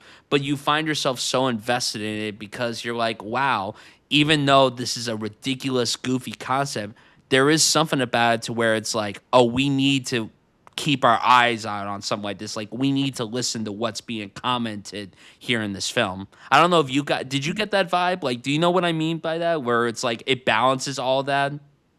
Yeah, yeah, because it's definitely, like I said, like Boots Riley is I think he's just a great like activist outside of being a filmmaker and everything, and so he wears all of his like political leanings and messages like you're saying like that on his sleeve, but it's done through such a like over the top sort of not even abstracted because it is the text, but such a heightened crazy kind of way that it makes it so distinctive and just really like it makes sense like only within the context of this movie and his own sensibilities and everything. Because yeah, and you mentioned like that other films or other projects that they're doing satire or they think they're going like kind of bold. And when we got this scene of Lakeith Stanfield as Naomi Aki's character is like, oh, he hooked up with a friend of mine who was like, so she knew him, and we get the just definitive information that he is a demon who sucks souls through the pussy. So he eats this girl out. He turns into this giant scorpion monster thing. She like turns to stone as he sucks the life out of her. And I was watching that, and I literally just like wrote down in my notebook. I was like, this, a spoiler alert for a later podcast we're going to record, but I said, this is what Euphoria thinks it is. Like, this is like, so like, and do I even know like what it means? Was I like, ah, yes, that's a commentary on blah, blah, blah. I'm like, no, this is just like a wild, original, bold character choice that is like, it's presenting something taboo like sex in this unique way. It's going for broke. It's not, the fact that Sydney Sweeney is a hot blonde with big boobs and we're going to sexualize her. Like that is not transgressive. Like that just is what life has been for the past 1,000 years. Like this is something that's interesting. This is something that you don't see every day. This is something that maybe it only makes sense in the mind of Boots Riley, and maybe other people can have different interpretations of it. Maybe it works for you, maybe it doesn't, but like it's a choice. And I just like so appreciate that bold swing. And there's like 10 more bold swings like that in this movie. Yeah, I don't want to jump too far ahead and everything, but like you brought up Bold Swing. First of all, when that revealed happened, I mean, like I just sank in my seat, and I was sitting in this crowded audience in Philadelphia watching the movie, and I was with like I went with like 10 people to go watch this, and we were all just hooting and hollering, and I'm just like, that laugh you do where you're just like so like uncomfortable and you're just laughing because you're like you can't believe that something went this far. I'm just like I'm sitting there just like, I can't believe that they did this. Like I just like lost my breath because I'm just like I only Boots Riley would do something like this and have some meaning to it, and it's really really great.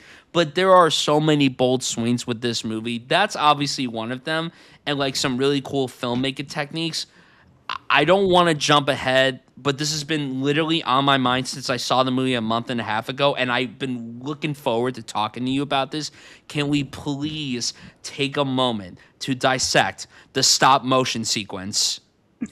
Like, please, because I have been waiting a whole month and a half to talk about that with you. Because that sequence, when the movie premiered at South by, someone literally texted me after the premiere saying there's a stop motion sequence, which I wish they didn't tell me that. I wish I went into the movie not knowing that. But I was just like, stop motion? Interesting. Like, I was just like, what are they going to do to utilize that? And oh my God, it was the most fun sequence I've ever seen in my life. It was so cool and so impressive. And, last week we talked about the trailer for Wildwood, which is, of course, a film that's entirely made through stop motion and everything. And the fact that they had a sequence like that in this was so cool, too, because Boots Riley was clearly given a much bigger budget and everything. Sorry the Bayou was a bit more laid back and small scaled. And this, like, you could tell that, like, he like upped the ante here with the amount of money that that he one was also given. has a large physical transformation towards the end of it too. But Yes, yeah, it's done for exactly. a lower budget for sure. But I just really adored that sequence because again, like it made me go, nobody is doing it like Boots Riley. Like the fact that like 1 minute there's this sequence where this demon is sucking pussy and he's like, oh, I love pussy eating and everything. And then there's the stop motion sequence. And then there's all these moments that make you go, wow, I need to pay attention to what's going on in the world. That just shows that like he really is like a visionary storyteller and a visionary voice. And that stop motion sequence was just a major, major highlight for me because it was so well done. And it also felt like I was watching a cartoon. The entire movie, I felt like I was watching a live action Looney Tunes cartoon. But that moment in particular was one where I'm like, okay, I feel like I'm literally a child watching a Saturday morning cartoon that's just going for broke and not caring what it's doing and embracing it. And it works so well. So for you, just how did you feel about that sequence overall? Yeah, I loved it. I was like, this is obviously the turn it takes in the story is like surprising and everything, but then when you think about it with Sorry to Bother You, you're like, oh, this actually, this is kind of a direction that Boots Riley is sort of fascinated with. But yeah, the choice to have it in stop motion, I was like, and to compare it to our other movie that we reviewed on this podcast, it's like, we said that some of those action sequences were good, but the CGI looks kind of shitty and it doesn't really have any weight to it. This is like, again, even if this doesn't work for you, it's like it's a choice and it's bold and it's embracing this sort of filmmaking that is outdated, but that's why it has a sort of charm and it has there's an idea behind it because you didn't have to make it this way. It's obviously going for something. And I think some of the action sequence, there's sort of a car chase that happens. Some of that was like definitely looked like it was with like models and figures like that, and rather than put it into CGI or something, like you choose to do it more practical, and it makes sense within the context of this world that is so goofy and crazy and heightened and everything. So yeah, it's such a cool like filmmaking trick that you're just going to really go for it and do something that is, not the expected sort of resolution. Yeah, and just going off some of the cool filmmaking choices and everything, I also really want to take a minute to highlight the production design. Like there's so many modes. Yeah. We talked about, the chicken shack and everything, but then also the store that they frequent to and how it changes colors constantly and everything. Like just really fully monochromatic, but there are different stores that have different colors and they change. Yeah, exactly. And then also Demi Moore, the building that she works in and everything, how it's like slanted and everything. And that made for a lot of really funny comedy, like particularly the moment where Keke Palmer's character Corvette, that's her name. Yeah. When she sneaks in and in the coffee cart and everything, and then like it kept rolling down and rolling up and everything, like that made for really good laughs. And I remember after the movie when I saw it, someone was like, "Oh, like certain comedy was just going on way too long." I don't think so. I think it felt earned and it was paced really well. And like, yeah, I can understand sometimes if a joke runs a little too long, it just gets stale after a while. To me, it wasn't like that at all. I didn't really feel that way with any of the comedy in this film. But that particular moment, like those moments with Demi Moore's character, was so interesting. And I also thought it was really fun for her to play that character after what she did in The Substance. Like, such a polar opposite role for her from that. And also, like, that role was very, like, physical and daunting, and this was just like she was having the time for life playing this character and embracing the character that she was playing, and it worked really well. And we'll talk about the performances later on, but like I also just like the production design, like the costumes, like very much popping. There's a lot of really cool costumes in this. I'm trying to think of some on the top of my head. I really like the moment when they're in the store and they try to stuff all the clothes, and then Kiki Palmer's walking out with like that giant, like that Giant was pink, really funny. like That blown up thing. yeah, that made for really good comedy. That was just so cool. But yeah, is there anything that you want to touch upon regarding the filmmaking elements, like the production design, the costumes, the makeup, the music, like any of that stuff? Yeah, the production design is so like, I've said this a bunch, but so distinctive, so like strong, such a bold choice, and yeah, it feels like almost Dr. Seuss or Roald Dahl or something. Like it's going for that sort of like storybook kind of fantasy thing, but also like we're saying, juxtaposing it with these like very real world political issues of appropriation and economic inequality and all of that, and it's just this interesting mix that for me it works so well. I could definitely see someone being like, I don't get this movie at all, like the little cartoon flourishes like that, like you're saying, Corvette in the crooked building, and like her legs kick out underneath her like Wile E. Coyote or something. Like it's just to me it was delightful, and I could definitely see if that doesn't work for somebody, but if it's the kind of thing that you're into, I think that it so commits to the bit. Like it's not, there's nothing winking about it. It's just like completely going for it. And then that develops into, should we get into just a little bit about the teleporter and how that comes into play? Yes, let's do that. Because again, not knowing anything about the movie, I was like, what direction is Boots gonna go? Oh, he's gonna incorporate a teleporter. Why not? Why the fuck not? Yeah, so Poppy Lou's character shows up as this other booster who they're planning on knocking over the store where they work, and she comes in there and does it before they get the chance. And they see on video footage that she's like, it almost looks, she has like a vacuum in her bag that's like just sucking everything up, and again, it looks ridiculous and funny and everything. And yeah, so she's coming from a factory in China where they manufacture the clothes that are sold at this store, and they're having a labor dispute, and they're working in horrible conditions. And so she has discovered this teleporter that exists in the factory, and come here and decided to, the plan is to like steal the clothes and hold them hostage for as a negotiation tactic. And we come to learn that it's not just a teleporter; it does many things. And Isa Gonzalez also plays this character who works at the store. She's not really part of their friend group, but she's like an employee there, and she's kind of trying to rally them to unionize, to get better pay and working hours at their store. There's that hilarious moment where they have their work break, and Will Poulter's character, who is like the manager of the store, is like, they get on the little stables, like they're gonna run a race, and he's like, okay, and your break starts now, and they have to like go and get food and come back in like 30 seconds. So just all that satirizing like the horrible conditions that retail workers and factory workers and everybody in this fucked up economy has to live with. And so yeah, Isa Gonzalez's character sort of again, we have this teleporter in play. It's doing this other thing where it's like changing the fabric of reality when you shoot it at something. And we get Isa Gonzalez explaining dialectical materialism to us, which I'm like, fuck yeah, like let's go. And it's basically I am not a Marxist scholar, although I aspire to be one day, but from my understanding of it, it's like the idea that the material world, and therefore like economic conditions, they shape human reality. And so I think that like and then like dialectics is the idea that there's like this constant push and pull between contradictions of how we live versus how we think, and that can like be a driver for change. And so that's where it's this thing where it can be a teleporter, it can be a I forget the phrase that they use, but it can sort of like devolve or like evolve somebody when it's pointed at them. So like at one point it's pointed at Taylor Page into devolve, and it like turns into her parents fucking on the floor, because like that's how she was created. She's like a synthesis of her mom and her dad having sex, and that's how she exists.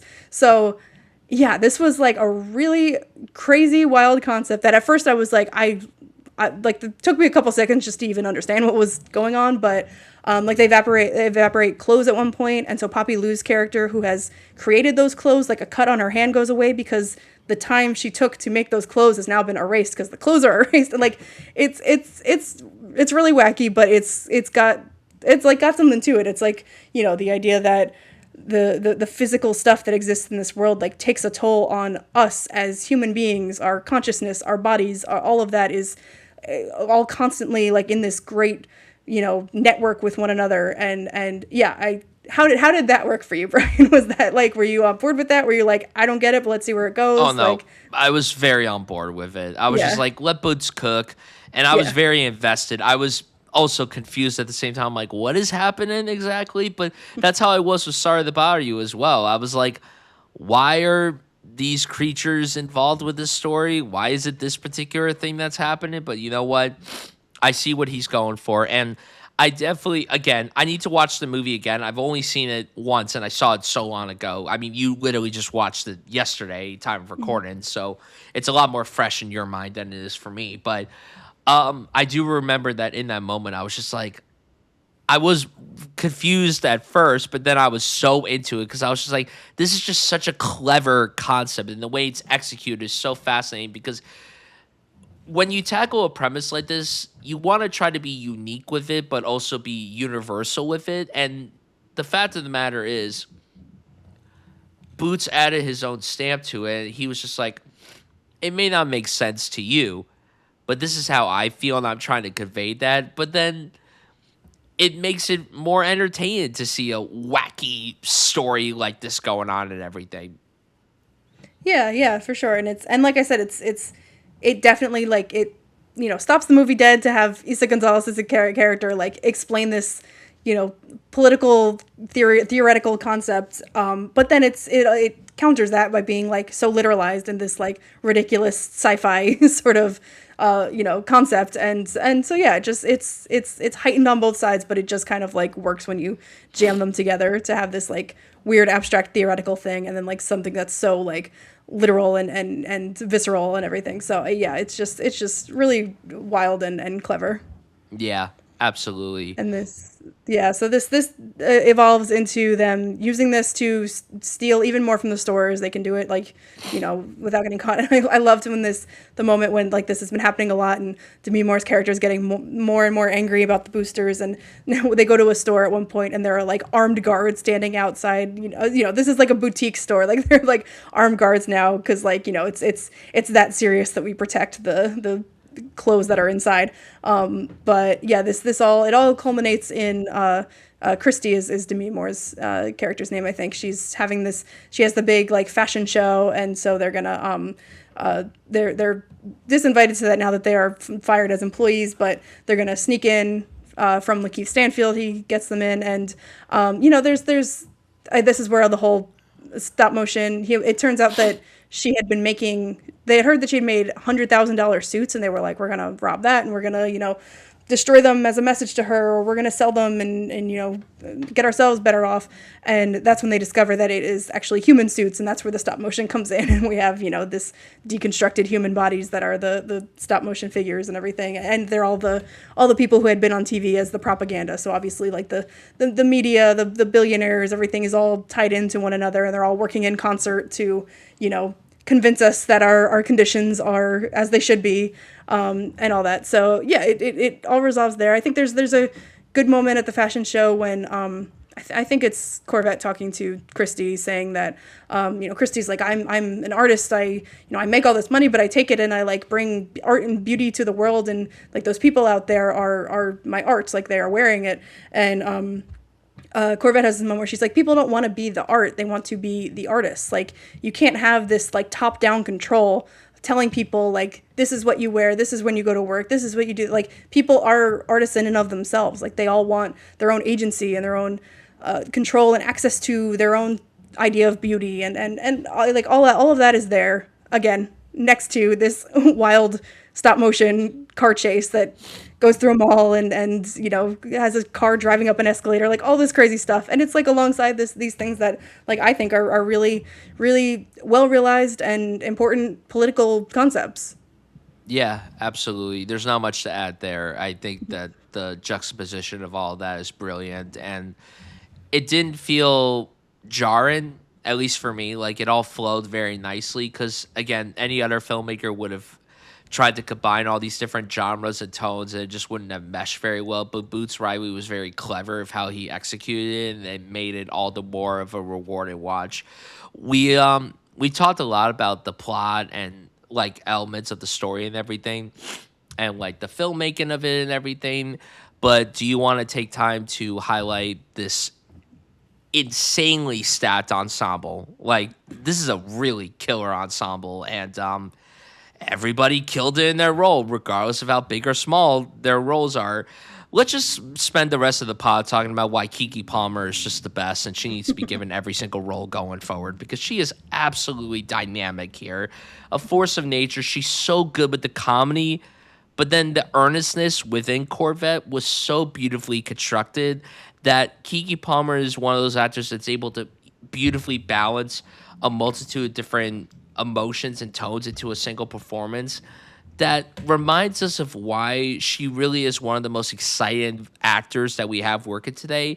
And the fact that she's been working steadily since she was a child and has gotten progressively better and better as she's gotten older just showcases how much she loves being a part of this industry and doing this. So I loved her in particular. I mean, she's a star, and she killed it here. Yeah, dynamic is the perfect word for her, like, that you said, because that's so it like within a one role for sure she can show any range of emotion, exist in any type of scene, but like she can do something weird and offbeat like this. She could headline we're talking about she could headline a Star Wars movie tomorrow and like fit into that seamlessly and just be able to like be a traditional movie star. She could like go she host a talk show, she can do red carpets. Like, she's just as a force of personality that she manages to walk that line between like she's not just playing Keke Palmer in any role, but she can create a new character that sort of like plays on that or subverts it or something. So she's just like, and on top of just being like a delight, like she's just so funny, so like effervescent. She's just like lovely and like can really do it all. Yeah. Completely agree. And then I think that Naomi Ackie and Taylor Page really complement her performance really well too. I think they have an incredible dynamic with one another. A great trio that I didn't know that I needed. I've loved Naomi Ackie for the last few years. I think she's really become like an actor that I always get excited to see. Like, funny enough, like her big breakout role, if you want to even call it that, was actually fittingly enough in a Star Wars movie. And, unfortunately, not the greatest like starting point for your career, but a big one in terms of like getting your name out there and establishing everything. But like the work that she's done in films, like I didn't really like Blink Twice all that much, but I thought she was really good in that. I Yeah. loved her in Sorry Baby. I loved her in Mickey 17, and I thought she was so delightful here. I thought she was really great. And Taylor Page is also someone that, while she hasn't been in many projects that I've particularly loved, she's always excelled in every single one of them, but she made for a really good comedy. And again, the stuff where her character Mariah is her name, where she became the light-skinned Mariah, that was a really funny bit that just never got old for me whenever they did it. Yeah, there's also the bit with Naomi Ackie's character. Her name's Sade, and Will Poulter, as the manager, he calls her like a different name every time. I think he says like Sadie, and then he says Stacy, and she just looks at him like just all of the little microaggressions like that were very, very well represented. Will Poulter was outstanding in this So too. good. He is So funny. He's so good. it blows my mind every time I see him in anything. I'm like, I can't believe that this is the skinny little dweeb from We're the Millers, and look at the career that he's had since that. Like he is so fucking funny in this. He's so good. Every time he screams and yells from the top of his lungs, it's wonderful. And then Poppy Lou was a wonderful delight, who I didn't even realize was in this movie, and I'm like, oh my god, I love her on Hacks. So I'm really excited that she's in something like this. And then Lakeith was awesome, but Lakeith is always good. And then Demi Moore was great. And then Don Cheadle, for the little time he had on screen, powerhouse performance. Yeah, I was like, there he goes. And yeah, Demi Moore, I think that it's interesting you said this like so different from The Substance. It kind of plays on some of the same themes and everything about like beauty and control over that and everything. But obviously in The Substance, she's like a much more like damaged, tragic character. And in this, she's just like, pure cartoon villain. So you kind of get like both sides of the coin, and it's fun to see. It made me think of her role in Charlie's Angels too. Oh yeah. I haven't seen that one. I think I've seen the first one, but she is insane in it, and she goes for broke in that. She's so fun in that. It's obviously this is technically a better movie than that, but like the cartoony villain, like it was fun seeing her kind of bring that role back, and especially after The Substance, because like again, The Substance, that was a very like demanded performance, and this was like Boots Riley just let loose and have a good time, which was very refreshing to see. She was just having fun, yeah. She was having way more fun than Sigourney Weaver in The Mandalorian. 100%. You could tell that Demi Moore actually wanted to be a part of this project, because she didn't care how much she was going to get paid for this, while Sigourney Weaver's like, yeah, give me my paycheck. Thank you very much. Thank you. Yeah, any other thoughts or things you want to cover? I kind of like how it ended also on a very heartfelt note. I like the hopeful ending that this movie had and everything, but then it also made for some fun comedy with Lakeith being like, I want to be with you and I want to do this with you and everything. Or what did he say to her specifically? Like at the end, he said like, so his whatever about, which again I haven't really unpacked that, if that's just like a quirky fun character beat to have in there, that he's like this demon, but yeah, something like he's like, I can we can still have a relationship, like I just won't go down on you. That's the only time when like I she was like, I need to be go down. Like I can't be with someone who can't go down on me, and like mic drop, walk away, and there you go. That's that was so funny. That was so good. Oh, we didn't even mention some of the little cameos in this movie outside of like Karajan and Jason Ritter. Jermaine Fowler also has a cameo in this. He was in Sorry to Bother You. Eric Andre played the futuristic police tank cop, and then Adam Devine playing the boy Choi, and then Kate Berlant, who I fucking love. Kate Berlant. She's literally one of my favorite comics working today. I'm obsessed with her. And when she was in Sorry to Bother You, I was so giddy. I didn't like Don't Worry, Darling, but when she was in that, I was like, oh, Kate Berlant employed? Yes, please. But the true, like... Was she in this? She was the voice of the mall manager. Oh. Oh, a voice cameo? Mm-hmm. But the best voice cameo was the person who narrated the documentary. Did you know who that voice was? Oh, I just looked up the cast list. Now I know. It's Viggo Mortensen. Like, how do you book someone like that to be them? That's just so like going up to Viggo Mortensen. Oh, hello. Would you like to be the voice of this documentary in my next movie? Boots Riley, he doesn't like, this is only his second film, but he's been around in the industry. He's been a singer and a rapper But I just love to know like the pitch. So I feel like I would just love to know what the pitch is like, to be like, would you want to do this little role? It's so good. I really loved a lot of the movie. Like the performances, the directing, the writing, the filmmaking, just no one is making movies like Boots Riley, and the fact that he's making stuff like this, I hope that he continues to put out really wonderful work like this, to where it's super entertaining, but then has this great commentary underneath it. I love Boosters. Are there any final thoughts from you? Nope. I love Boosters too. Sweet. Who gave the rain? Did I give my rain first for Mando? So you should give your rain first for this movie. Yeah, I gave this one 4 out of 5. Yeah. I'm 4 out of 5 as well. Very high four There and a you half. go. Very enthusiastic 4 out of 5. I'm very excited to see this again. I can't wait to check it out, and I'm really excited for what Boots Riley does next. And you know what? Let him take his time with his next project. You know, it's been 8 years since his last film, but he did a TV show in between that, a very good TV show that I recommend everyone watching. And yeah, um, Yeah, and I good hope that stuff. people like go out to see this in theater. Like if you're curious about it at all, go see it in theaters. Boots Riley's been all over like Twitter and in interviews and stuff saying that a small-ish film like this and one that's so audacious and everything like an opening weekend or the opening 2 weeks or so like makes a huge difference to what gets greenlit in the future. So yeah, if you're Yeah. interested at all, like go check it out. Yeah, please go support a movie like this. We need more stories like this out there. We love fun blockbuster movies, but there's something very special about a movie like I Love Boosters coming out, and you definitely need to set aside some time to check it out. And with that, that is a wrap on today's episode of Some Like It Real. Thank you all for joining us. If you're interested in following along our journey, you can find me on Twitter, Instagram, and Letterboxd at Brian Setfield. And you can find me on Twitter and Instagram at Vera Albarella and on Letterboxd at Alba_real_A. And you can follow the show on all socials at Some Like It Real, as well as on YouTube at Some Like It Real. Be sure to subscribe and share it around, and tune in every Monday and Thursday for a new episode of Some Like It Real on podcast platforms. We'll see you next time.